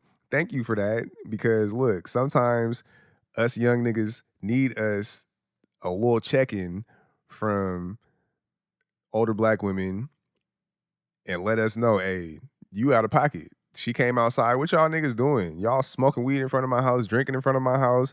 Who fucking baby is this? Who fucking baby is this? Everybody quiet as fuck. It's my baby. Hell nah. Do you know what time it is? It's cold outside. Do this baby even got a jacket? One thing black women gonna get on you about is that baby having a jacket. That's a fact. Hey, you want to get cussed out 100% of the time? Take a baby outside without a jacket. It's your ass, Mr. Postman. That's a big fact. I got my baby outside, no jacket, just a onesie on, blanket over him. It's my baby. Hell, that baby ain't even got no jacket. Come here. I come over there and she was like, "What you got for this baby?" I got my diaper bag right here. Nigga, she go through the diaper bag. I had like two diapers. Two diapers, some formula. I had enough formula. I only had 2 bottles though. So you gotta think, babies be eating like every 4 hours. I be outside for real, bro. Like, nigga, it's been times where I be outside and it be the sun coming up to the next day. That ain't enough food for a baby. I don't got no change of clothes. She like, you ain't got this, you ain't got this. What happened if this baby have an accident, throw up on herself, anything? You don't got enough of nothing. Not to mention, you should not even be outside with this nigga in the first place. And that's me saying it the nice way. She cussed me the fuck out. At that point, she didn't give a fuck about this being a nice white neighborhood or nothing. She cussed me the fuck out about me having this baby outside at this time of night in these conditions and not even prepared for anything that could transpire. Not, bro. And the cold and the real thing is, bro, when we go into house parties, these house parties, they get turned the fuck up. Sometimes they get shot up. And I got my baby with me doing this. That's why when I see like little girls outside and like you see like videos of like girls having a baby with them and they be in like situations where they shouldn't be in and we go very, very hard on them. That I don't think that is just exclusive to girls. It's a lot of dudes out there. They be fathers, but they just don't got it all together. I was one of them fathers who didn't have it all together, and I needed somebody to tell me, "Hey, this shit ain't cool. What you got going on? Take this baby somewhere where it's safe," and all that shit. And rest in peace to that lady because she's no longer with us. But even though I still was outside in the streets that night, that conversation resonated with me later on in life. later on in life, bro. But it's just like, I mean, my older kids definitely experienced a different version of me. That's one thing I can't wait to like hear about because I'm not one of them parents that's just like, I did everything that I could. It's like, yeah, you did, but even if you did, stuff that you did affected other people. Are you okay with taking accountability for that? Are you okay with apologizing for that? Are you okay with saying I was wrong? Are you okay with your kids feeling some type of way or being mad or bringing it up and saying, "Hey, you did this. This is how this shit made me feel." Are you going to try to protect your ego and your pride? Or are you going to be like, "Man, that was fucked up, man. Let me tell you the space that I was in, and it's not for me to like make an excuse, but I want you to understand where I was at, even though I still apologize because shit wasn't right." Sometimes, hey, where is niggas at when it comes to shit like that? I've I didn't had my kids in some shit to where and when I was a kid, I was still a kid trying to be a kid with kids, bro. My older kids have experienced a different version of me, and there was a lot of things that I've changed, and I wonder how that does affect them. Like, for instance, discipline. I used to whoop my older kids. I used to whoop them. I'm beating your ass. You gotta, hey, it don't matter where we at. In a store, act up and see what happens. My baby, never ever in life have I ever whooped him. Never even crossed my mind. Actually, it has crossed my mind. Especially as a toddler, because it was just like, how do you parent a toddler? How do you even parent a toddler? These niggas don't give a fuck about nothing. I feel like that if you is gonna whoop a child or pop a child, that's the time to do it. And hopefully they get their shit together during that time. But yeah, I ain't whooped him, I ain't popped him, I ain't did none of that shit. So much to the point to where like if I like raised my hand at him like I was gonna hit him, he just would be like, "What are you doing with that?" He would be so confused. He ain't flinching, he ain't doing nothing because that type of discipline doesn't exist. I have modified what discipline looks like, but I was already doing that before because your kids get older. Like my oldest son, there was a time where it was just like a ass whooping didn't matter. He didn't give a fuck if you whooped him, and it just made him more rebellious. And then thinking back, with me getting my ass whooped, it didn't solve shit, bro. It never solved nothing. It was one time I remember we talk about this infamous day amongst my family because it's just so wild. Because it's just like I remember I got like 13 whoopings in one day. They wasn't just no couple pops. It was just like a you tripping. I'm beating your ass. 13 of them. We counted. My brother knows the count. That final ass whooping, I remember I was in the bathtub and I was I was wilding in that motherfucking tub. Me and my brother taking a bath together. I got water all over the floor, every single where, making hella noise, being loud as fuck. My brother crying because I'm splashing him all in the face with the water and shit like that. And my dad came in there and he was like, "Hey, look all this water over this floor. Calm that shit down. I'm coming here and whoop your ass." And it was to me, that was one of them like, look, I done whooped you already so many times today. You know I'm about that shit. Please just change your behavior and you might be able to get away with this last one. Nah, man. Fuck all that. I take that shit for weakness. Why the fuck you ain't standing on business? I'm finna turn up in this motherfucker. I'm talking about going crazy. Nigga, my dad came in there.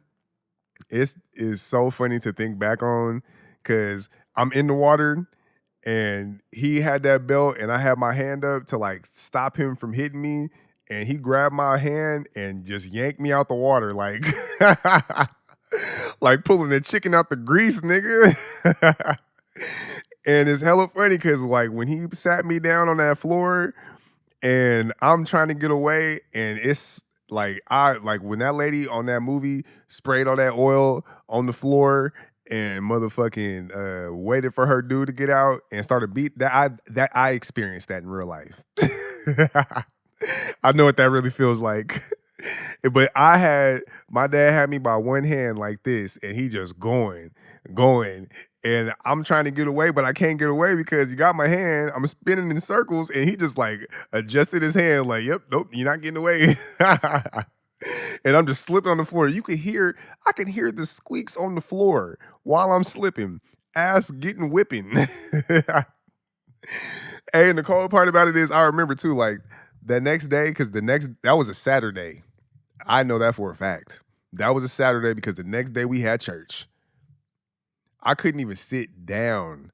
I had got my ass whooped so many times that day. I was standing up eating breakfast.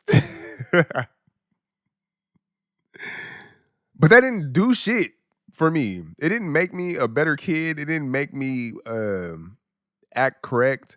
Whoopings never worked for me. It was always, I'm going to still push the line, but now I just got to figure out a way to not get an ass whooping. Didn't matter. I could be outside in the world. I remember I used to get in trouble and like an ass whooping, I didn't give a fuck. I'll be outside and I'll be somewhere hella far away. I don't give a fuck where it's at. I'm cutting school. I might be all the way somewhere in motherfucking Richmond, and or get on the BART, and I'll just be everywhere. And it'd be dark. My brother be calling me on the phone. Hey, dad looking for you, nigga. Hey, I'm finna turn this motherfucking phone off, gang. I'm safe. I'm already in trouble. I'm already gonna get my ass whooped, but I'm finna make it worth it. If I'm gonna get my ass whooped, if I'm finna be in trouble, hey, I'm finna make it worth it. You can be the only thing that like made me not want to get in trouble was taking shit away from me, bro. Like if I can't go outside, that hurts. If I can't play them video games, that hurts. Even if you could also say like, well, you just gonna get your ass whooped with that on top of it. Yeah, but the ass whooping didn't mean nothing. I only cared about not being able to do certain shit. If I was able to not do certain shit without the ass whooping, it would have made the same impact as not. It would have made the same impact. The ass whooping didn't do nothing. That's just like, for what? You did, that's my thing. Like I feel like the ass whooping is just like you mad and you want to take it out on your child. It doesn't do anything for them. It doesn't make them any better. It doesn't change their behavior. You just getting your anger out. And it's a lot of adults who say, "Hey, I got my ass whooped. I turned out fine." Did you really? Did you really turn out better? You might think you did, but what was it that really like changed your behavior, bro? Like, did your parents just whoop your ass and that was it, and you was just scared to get another ass whooping? Because to me, that make you soft, whole ass nigga. Ass whooping ain't never stopped me from doing shit. I don't give a fuck. Whoop my ass. Oh well, they ain't do shit. I'm still finna step, nigga. Tell me I can't go outside. I'm going to lose my shit. I'm gonna cry. Tell me I can't turn that PlayStation on. I'm going to fucking lose it, bro. Tell me I can't get on that phone. That hurts a lot. I think it is different for everybody. Maybe sometimes the ass whooping is all you need. I wasn't one of them kids. I wanted to go do shit. So once I seen like, if I ask my kids now, like, what punishment would you rather have? The ass whooping, or I used to also implement different punishments outside, because I was already like weaning myself off the ass whoopings, because it was just like you just whooping them. It doesn't do shit. You know it don't do shit. It didn't do shit for you. So I start implementing different shit. We doing chores. I got a whole lot of chores to do. Oh, that hurts. Oh, you out there doing shit you ain't used to doing. I got sentences. My sentences are real sentences. This ain't no I will not be a bad kid. I will not be a bad kid. Nah, this is a long ass sentence that tells you what you did wrong, what you need to correct, and how that'll benefit you in the future.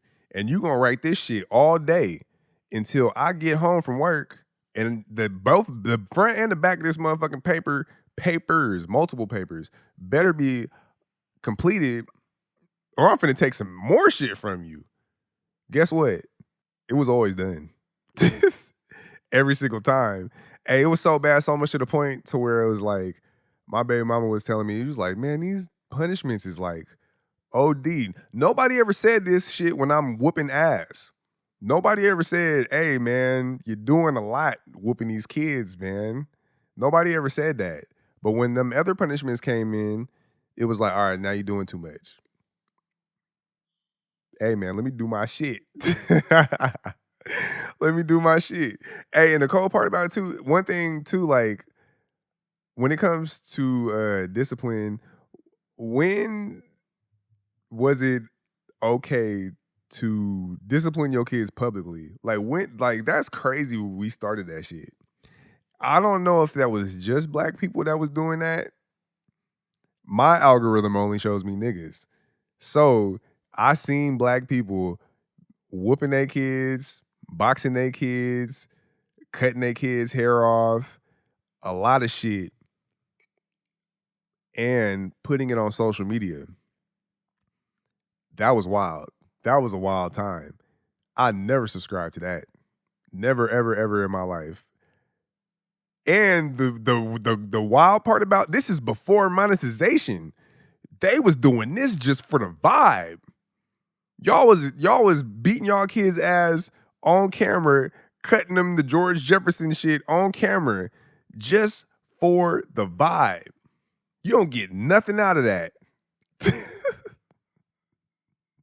Hey, the way niggas acting online now, the way y'all rage bait people and the way y'all do all this gender war shit, I'm surprised y'all not doing that shit online now.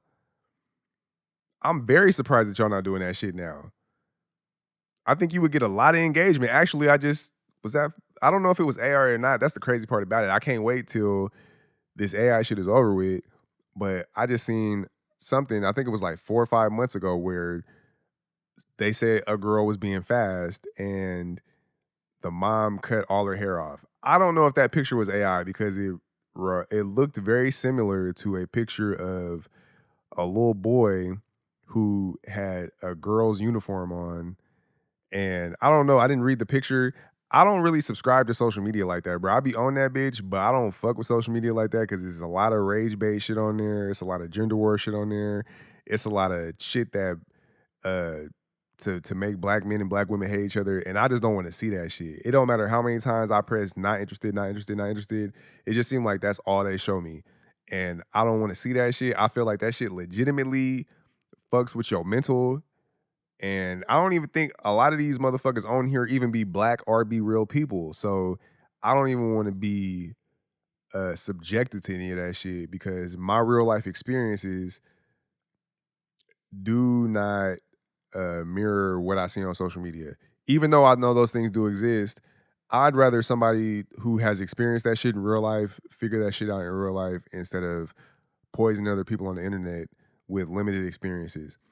If you a man or a woman and you done dealt with some terrible people, whether it be the people in your family, if you're a woman and you done dealt with terrible niggas, whether it be the niggas in your family or the niggas that you dated, even if it was every single nigga, you still have a very limited scope of information because there is millions, billions of niggas in the world. So the even if it was 50, if you met 50 niggas and they was all terrible niggas, it's still a billion other niggas outside in the world. So you can't just say all niggas ain't shit. Same thing with men. You done dealt with some terrible bitches. Your mama wasn't shit. Your auntie beat your ass. Some lady that was older than you sexually assaulted you or whatever. Even if it was 50 of them, that's 50 out of a lot. that is not enough to say all of somebody is something. So I see a lot of that going on online, and I feel like people don't have the mental capacity to like put them statistics into the real world situations. I don't want to be involved in it. So I don't fuck with none of that shit. But as far as like the public discipline, the thing is this, bro. The internet never goes away.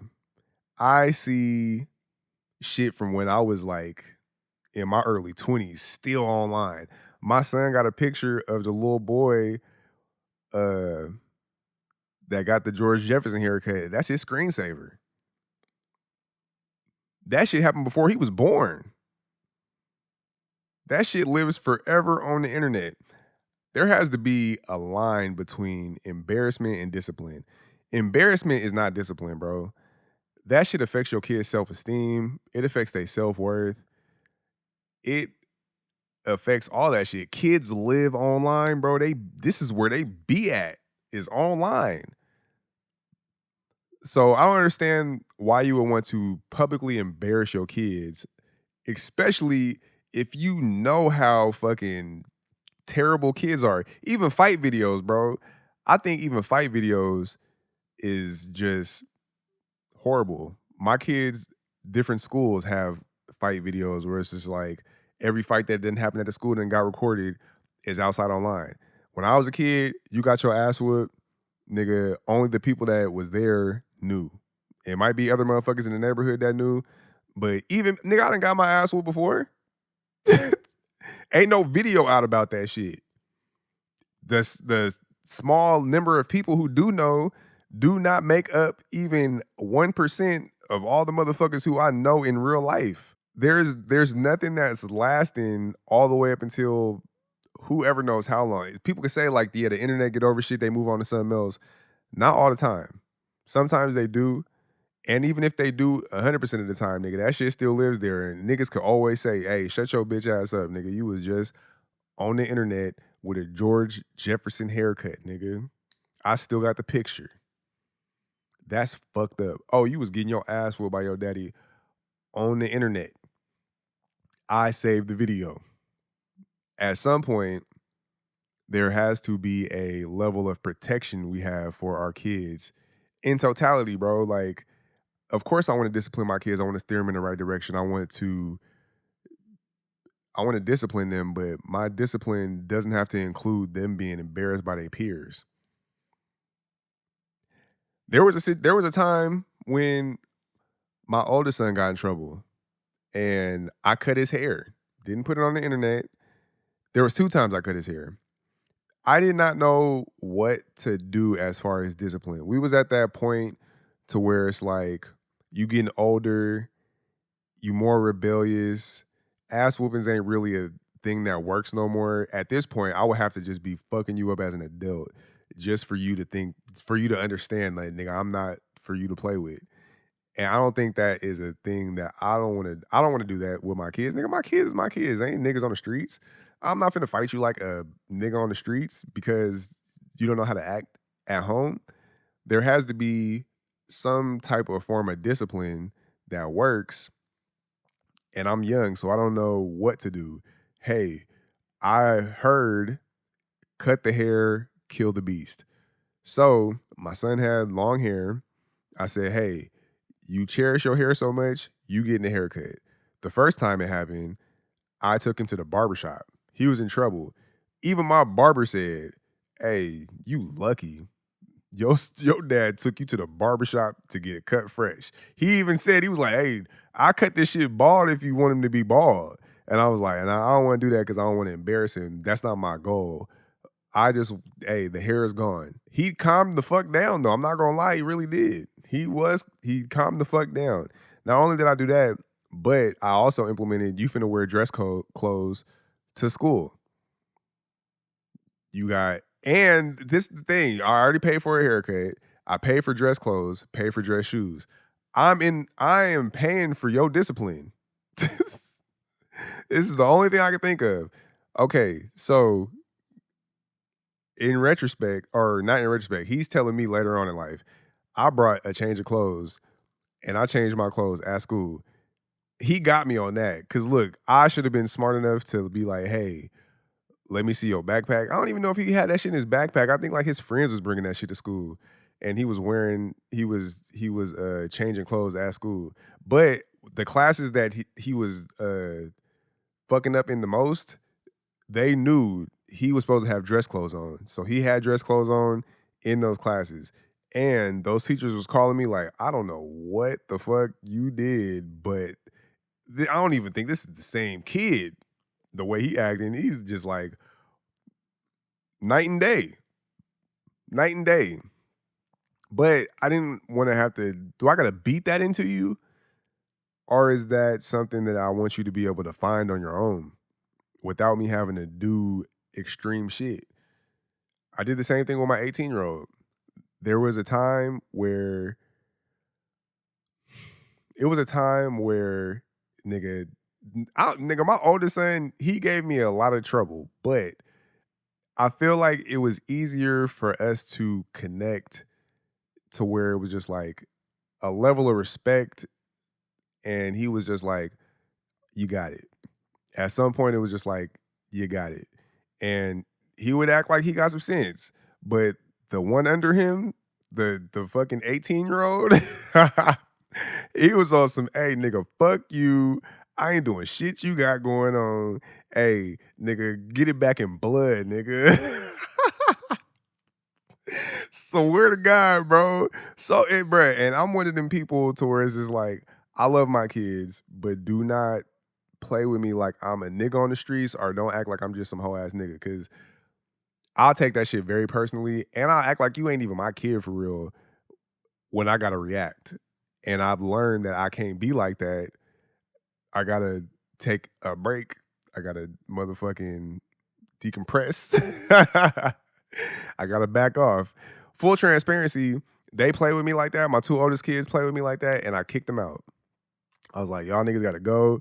If y'all stay here, I'm going to do something to y'all, and that's gonna fuck our relationship up completely. I feel like I could fix what is broken if y'all go stay with y'all mama for a little bit, and let's just figure it out later on. But y'all staying here, I'm gonna hurt y'all. And that was the nigga. We don't have no fucking rule books. We don't have no book that says, hey, if you do this, this will happen. If you do this, this will happen. I know what's gonna happen if I put my hands on one of y'all, if I hurt one of y'all, like a nigga on the streets. Not like an ass whooping, but just like, no, do not play with me like I'm a nigga that you could play with. Don't do that. If we get there, I feel like our relationship is going to be a lot harder to rebuild because I've already made it to where it's like we not on that no more. Now we got to come back. But I feel like if I tell y'all, hey man, just give me some space, y'all go do y'all shit, but don't come back over here. I'm gonna fuck one of y'all up. Enough time for y'all to say, hey, I'm gonna let y'all see. Like, I do a lot for y'all. Y'all ask for a lot. I'm always there. You never gotta ask me twice, nigga. I am always there. There's a lot of shit that I do that is beneficial to y'all outside of just the bare minimum. I exceed expectations. So I expect y'all to, at the very least, do the bare minimum shit that I'm asking y'all. I'll never ask y'all to do no crazy shit. It's not like I'm asking y'all, nigga, my kids don't even cut the grass. I ain't asking y'all to go do no wild shit. I just want y'all to clean up behind yourselves, do good in school, and don't walk on my motherfucking floor with your shoes on. Take your shoes off at the door. And if you don't want to take your shoes off, I done bought a whole bunch of little booties that you could put on. You can walk around this motherfucker all you want to. But other than that, that's all I ask. That sounds very simple, right? You would think. But anyways, we got to a point to where it was just like, look, I'm finna fuck one of y'all up. And the best option is that I could think of is that you guys remove yourselves from over here.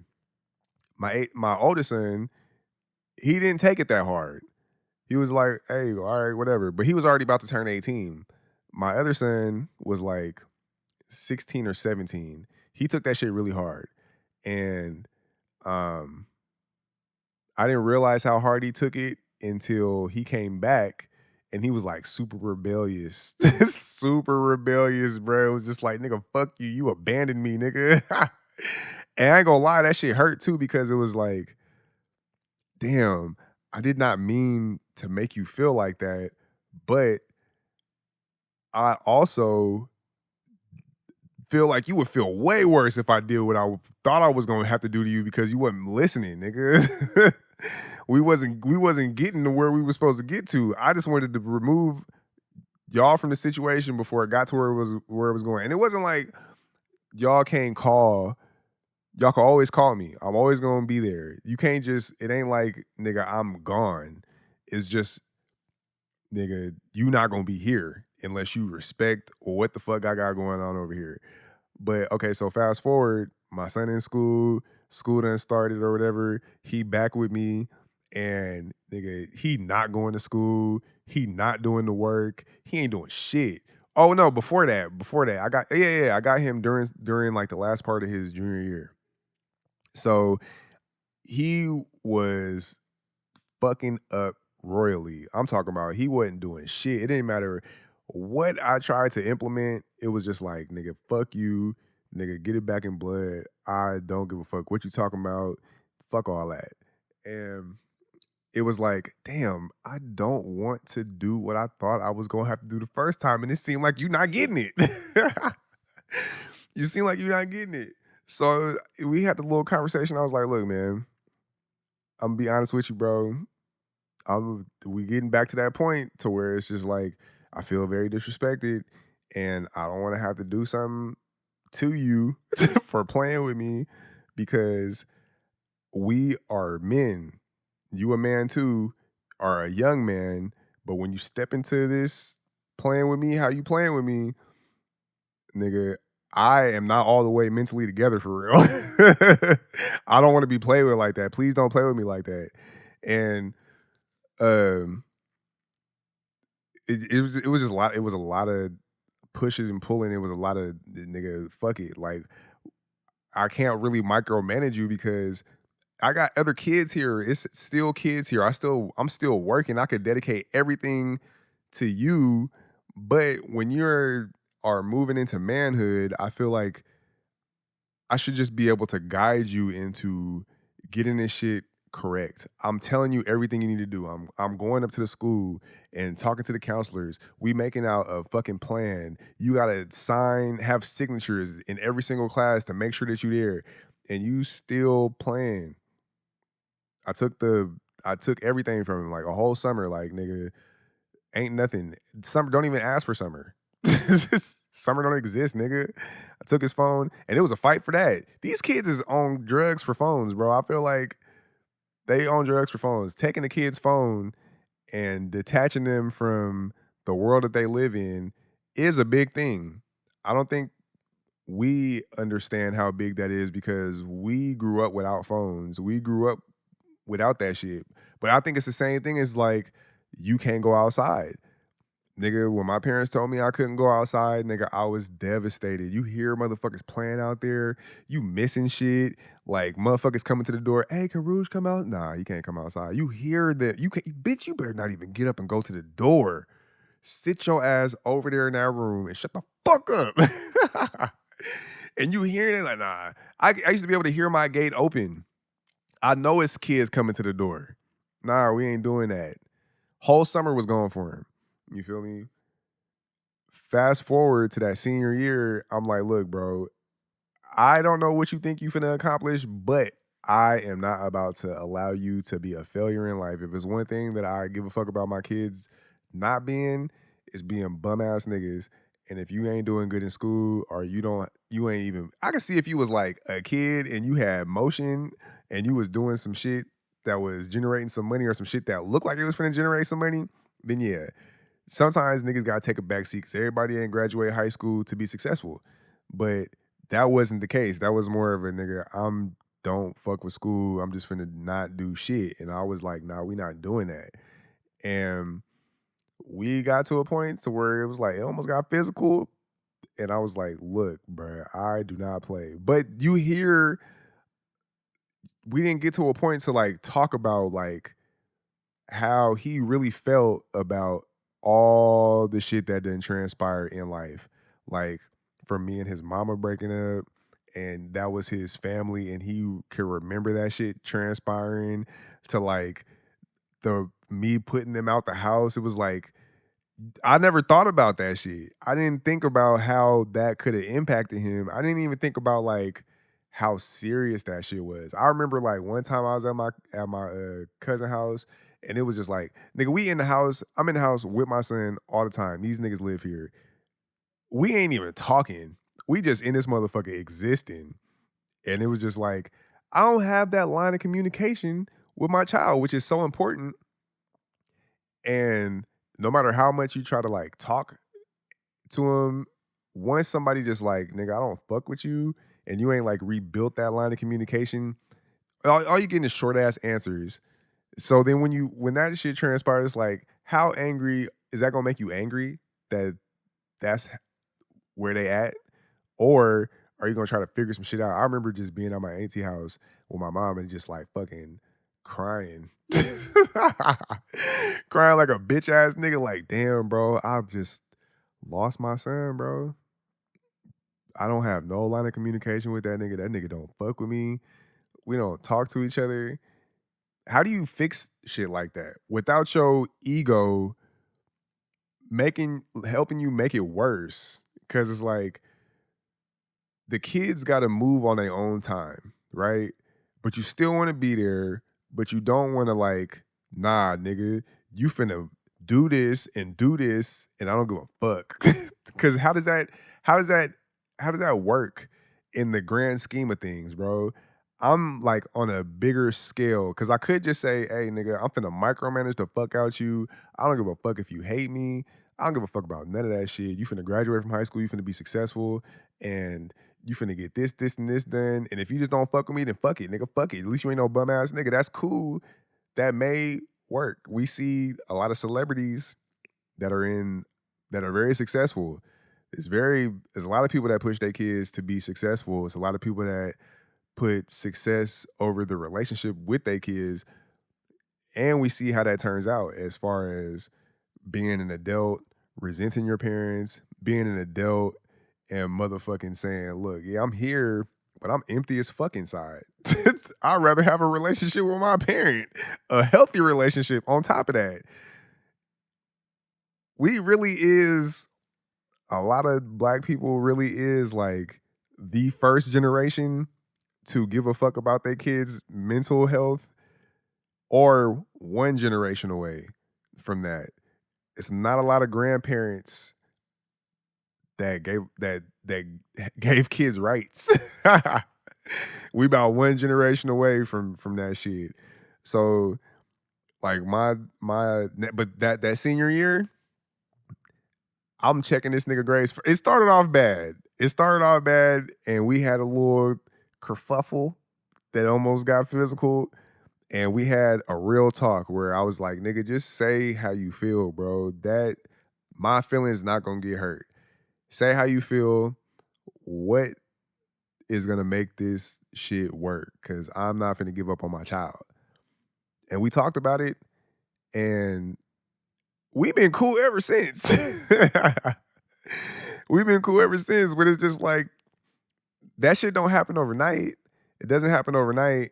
And I feel like being just like the disciplinary, where it's just discipline. Fuck your feelings. Fuck everything. You a kid. Shut the fuck up. Do what I say. Make sure this house is clean. Shut your bitch ass up. You don't got no feelings. Your feelings are invalid. You're too young to have feelings. You're too young to know how life works. You don't have enough like nigga. How many generations ago was that your experience? And then think about where we at now. We put all this pressure on ourselves to be great people, but we got a lot of shit that we ain't even been able to like decompress. Sometimes, especially as adults, nigga, I don't know what everybody else done been through. There's people who done been through shit where it's just like, nigga, I don't have time to figure this shit out. There's people who depend on me. I'm just about to, nigga, push this shit down and keep fucking moving, bro. That's the best thing I can do. And sometimes, nigga, I mean, shit, especially for men too. Not saying women don't go through it too, but like for men, nigga, I mean, shit, it shows, niggas die early as fuck. Niggas die early, nigga, holding on to shit. I can see all of the fucking anger in my dad's forehead. Shit that he just ain't even just got off his chest. I haven't even had like a conversation with my dad like I had with my mom, to where like my mom will tell me like a lot of shit that she done went through as a kid, shit that she experienced as a kid, shit that she's seen in her family. It gives me a lot of insight to my lived experiences, to why people are the way they are. And it helps me understand, like, nigga, our parents were human. Our parents were human. They went through shit. Some shit they just don't even fucking talk about. Shit be so bad. We do got to give them grace, but at the same time, it's just like we have all this information now. I would love to see a lot of older people, nigga, be more forthcoming of the shit that they dealt with, be more open to whether it be therapy or whatever the fuck it is, to try to fix some of that shit, to get some of that shit out, instead of just, nigga, look at a lot of older people. Nigga, they all got that angry ass face. They all got that angry ass shit going on, man. That shit ain't cool, man. Come on, man. Save these kids, bro. Um, Damn, what else, man? I feel like I talked. Oh man, oh yeah, the embarrassing your kids, bro. I'm not cool with that, man. I think that shit is wild as fuck to do. I think it's lame as fuck as a parent, especially before it was already lame. It's even lamer now because we have so much more information. We know how terrible kids are, nigga. We know how, nigga, these some of the worst humans on earth. A kid, I've never experienced more fucking hate than I have from a child. As a child, nigga, bullies are terrible people, bro. I teach my kids all the time. Look, you have, I want you to understand how privileged you are. And I want you to understand that other kids might not have the same luxuries that you have. If you think for a second that you finna make somebody else feel bad because you have some shit that they don't have that's out of their control, I'll take all this shit away.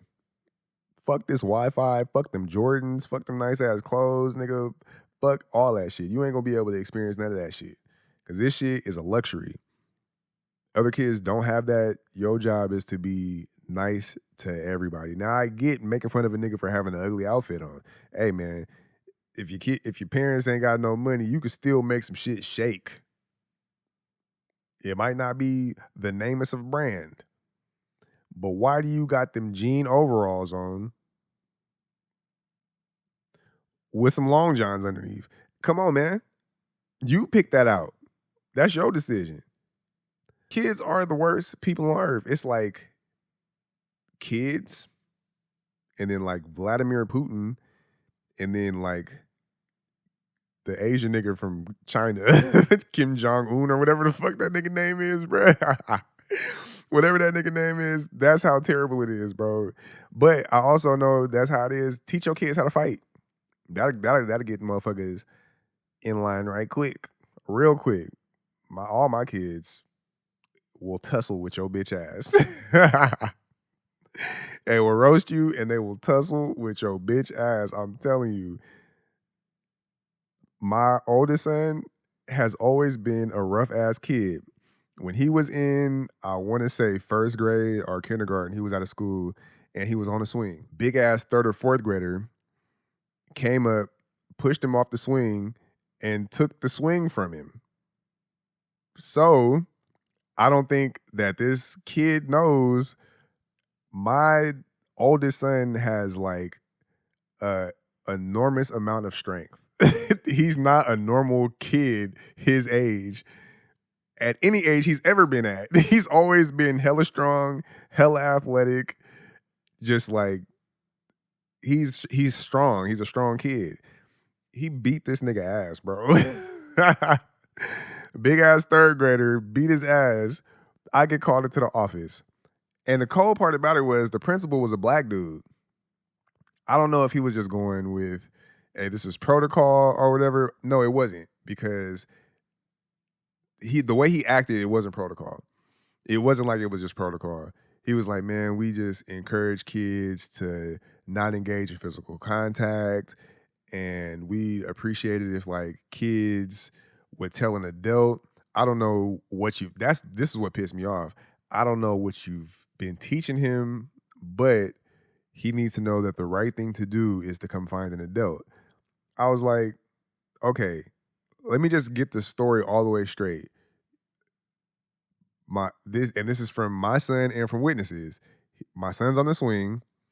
A kid that's a lot bigger than him snatches him off the swing, takes the swing, and then my son beats him up. He was like, yeah, he was like, the best thing to do in that situation would be to walk away, tell an adult, and then we'll come fix it. I looked my son dead in the face in front of this principal, and I was like, listen, did you win? You are not in trouble. I don't give a fuck what they got going on. You suspended, you really on vacation. This is a vacation from working, or you using your child PTO. Honestly, we about to go get ice cream. We about to go to a nice little restaurant. Just me and you, dog. Cause hey, and I want to let you know, if a nigga ever play with you like this ever again, if you decide to put hands and feet on his bitch ass, I will never, ever discipline you for that. You will never be in trouble. Now, if you being a bully, that's another story. But if you just protecting yourself or even protecting somebody else from a bully, you not in trouble. That lasted with him all the way through school. He never bullied nobody. He got into maybe, I think, one fight. And I think that fight was enough in high school for other people to be like, yeah, we probably gonna leave this nigga alone. Probably be best for us to leave this nigga alone. I seen this video on Instagram, bro. It was a video of this little kid with his dad. Great parenting, by the way. The dad was teaching his son how to roast. He was teaching him. Now, the boy was like a dark-skinned kid, a little bigger or whatever like that. I can see him getting roasted in school, respectfully. But, hey, man, it's not something that you can't overcome. These are things that are going to happen because kids are terrible people, but you need to figure out how to go against this. Your self-esteem needs to be protected. People are going to say mean things about you. So, nigga, the dad was like, hey, what if somebody say this? The kid was like, I'm going to do this. What if the kid say this? How you going to react to that? I'm going to say this. Everything was on point, bro. I'm talking about all the comebacks was fire as fuck. I was like, hey, bro, you got him right. He was like, now, what if they can't handle getting roasted and they want to fight? The nigga put his dukes up. I said, you might have to teach that nigga how to fight, gang. Cause hey, the square up didn't look convincing, but he on his way. And I'm gonna tell you this right now: the level of roast that you done gave this nigga, the level of skill to be able to combat them roasts, he gonna have to know how to fight. Cause hey, I wanted to fight just hearing what he was saying. I said, hey, he gonna be a problem. And I don't think that kid's gonna be a bully because you could just tell from him squaring up to fight, he was just like a good kid. Teach your kids how to roast, teach them how to fight because kids are fucking terrible. I don't know where I'm at with this, bro. Yeah, I taught like my baby. All my kids is very. I would say they all know how to roast. That's a fact. 1,000,000%. Look, man, they know how to do it because I roast them. I roast them like, hey, look, this shit gonna transpire in life. You need to be able to handle it. Now, my older kids, they done got it together. My baby was a cry baby to the max. I'm talking about to the fucking max. So much to the point that, like, he would cry if somebody looked at him for too long and they wouldn't turn away. Just mocking him, he would lose his shit. I said, boy, you cannot give people that much power over your emotions. Not only am I gonna continue to roast you, but I'm gonna let you know every single we ain't doing that crying shit. Come on, man. Some shit ain't worth crying over. Fast forward 7 years old. Oh, he's one of the coldest roastingest niggas ever. Detrimental. I'm actually gonna put a video in here to show you just how cold this nigga is, man. He's a cold nigga. And that nigga will fight you. He picked that up first. He will fight your bitch ass. I remember, listen, one time we were at the park. There's this one thing that my son likes to get on. He'll stay on that the whole time at the park. He don't give a fuck. It's just this little thing you sit on and that shit just spin, spin, spin, spin, spin. He was on that motherfucker. He spun a lot. He was dizzy. He stopped. He was resting. Another kid came over. This is a big ass kid. This nigga was big. I don't know. He was bigger than his age. He came over. He tapped my son on the shoulder, and my son like turned towards him because he was sitting down. He looked up at him, and my son just got up. I wanted to see how the situation was going to transpire. Now, the night he was like, "Hey, nigga, go ahead, sit down." The little nigga could have got in the seat and just started spinning, but instead of spinning, he pushed my baby. Now, at this point, I could have intervened and said, "Hey, man, where your mom at? Where your parent at? Don't do no shit." But I just wanted to see what was gonna happen. He pushed my son. My son fell. He got up, and he was like, "Why'd you do that?" And the little boy just like flinched at him. My baby didn't flinch. He punched that little nigga in the stomach. He didn't even. It was no words after that. After that flinch, I think the flinch made him. It was like the flinch made him punch. Like as soon as the little nigga flinched, he just punched him bam, punched him in the stomach. The little boy went like this, but he activated whatever that little nigga had going on. And he pushed the fuck out my baby. And then the mom was like, "Hey, hey, hey, hey." And the boy got up and the boy like stopped what he was doing and he like walked away. And my son looked at me. He had tears in his eyes. I ain't gonna lie, but he was like, "I stood up for myself." I was like, "You did, baby." And that kid was a lot bigger than you, and you did not let him bully you. And he was like, "Yeah, because you told me to stand up for myself." He took that shit so personal.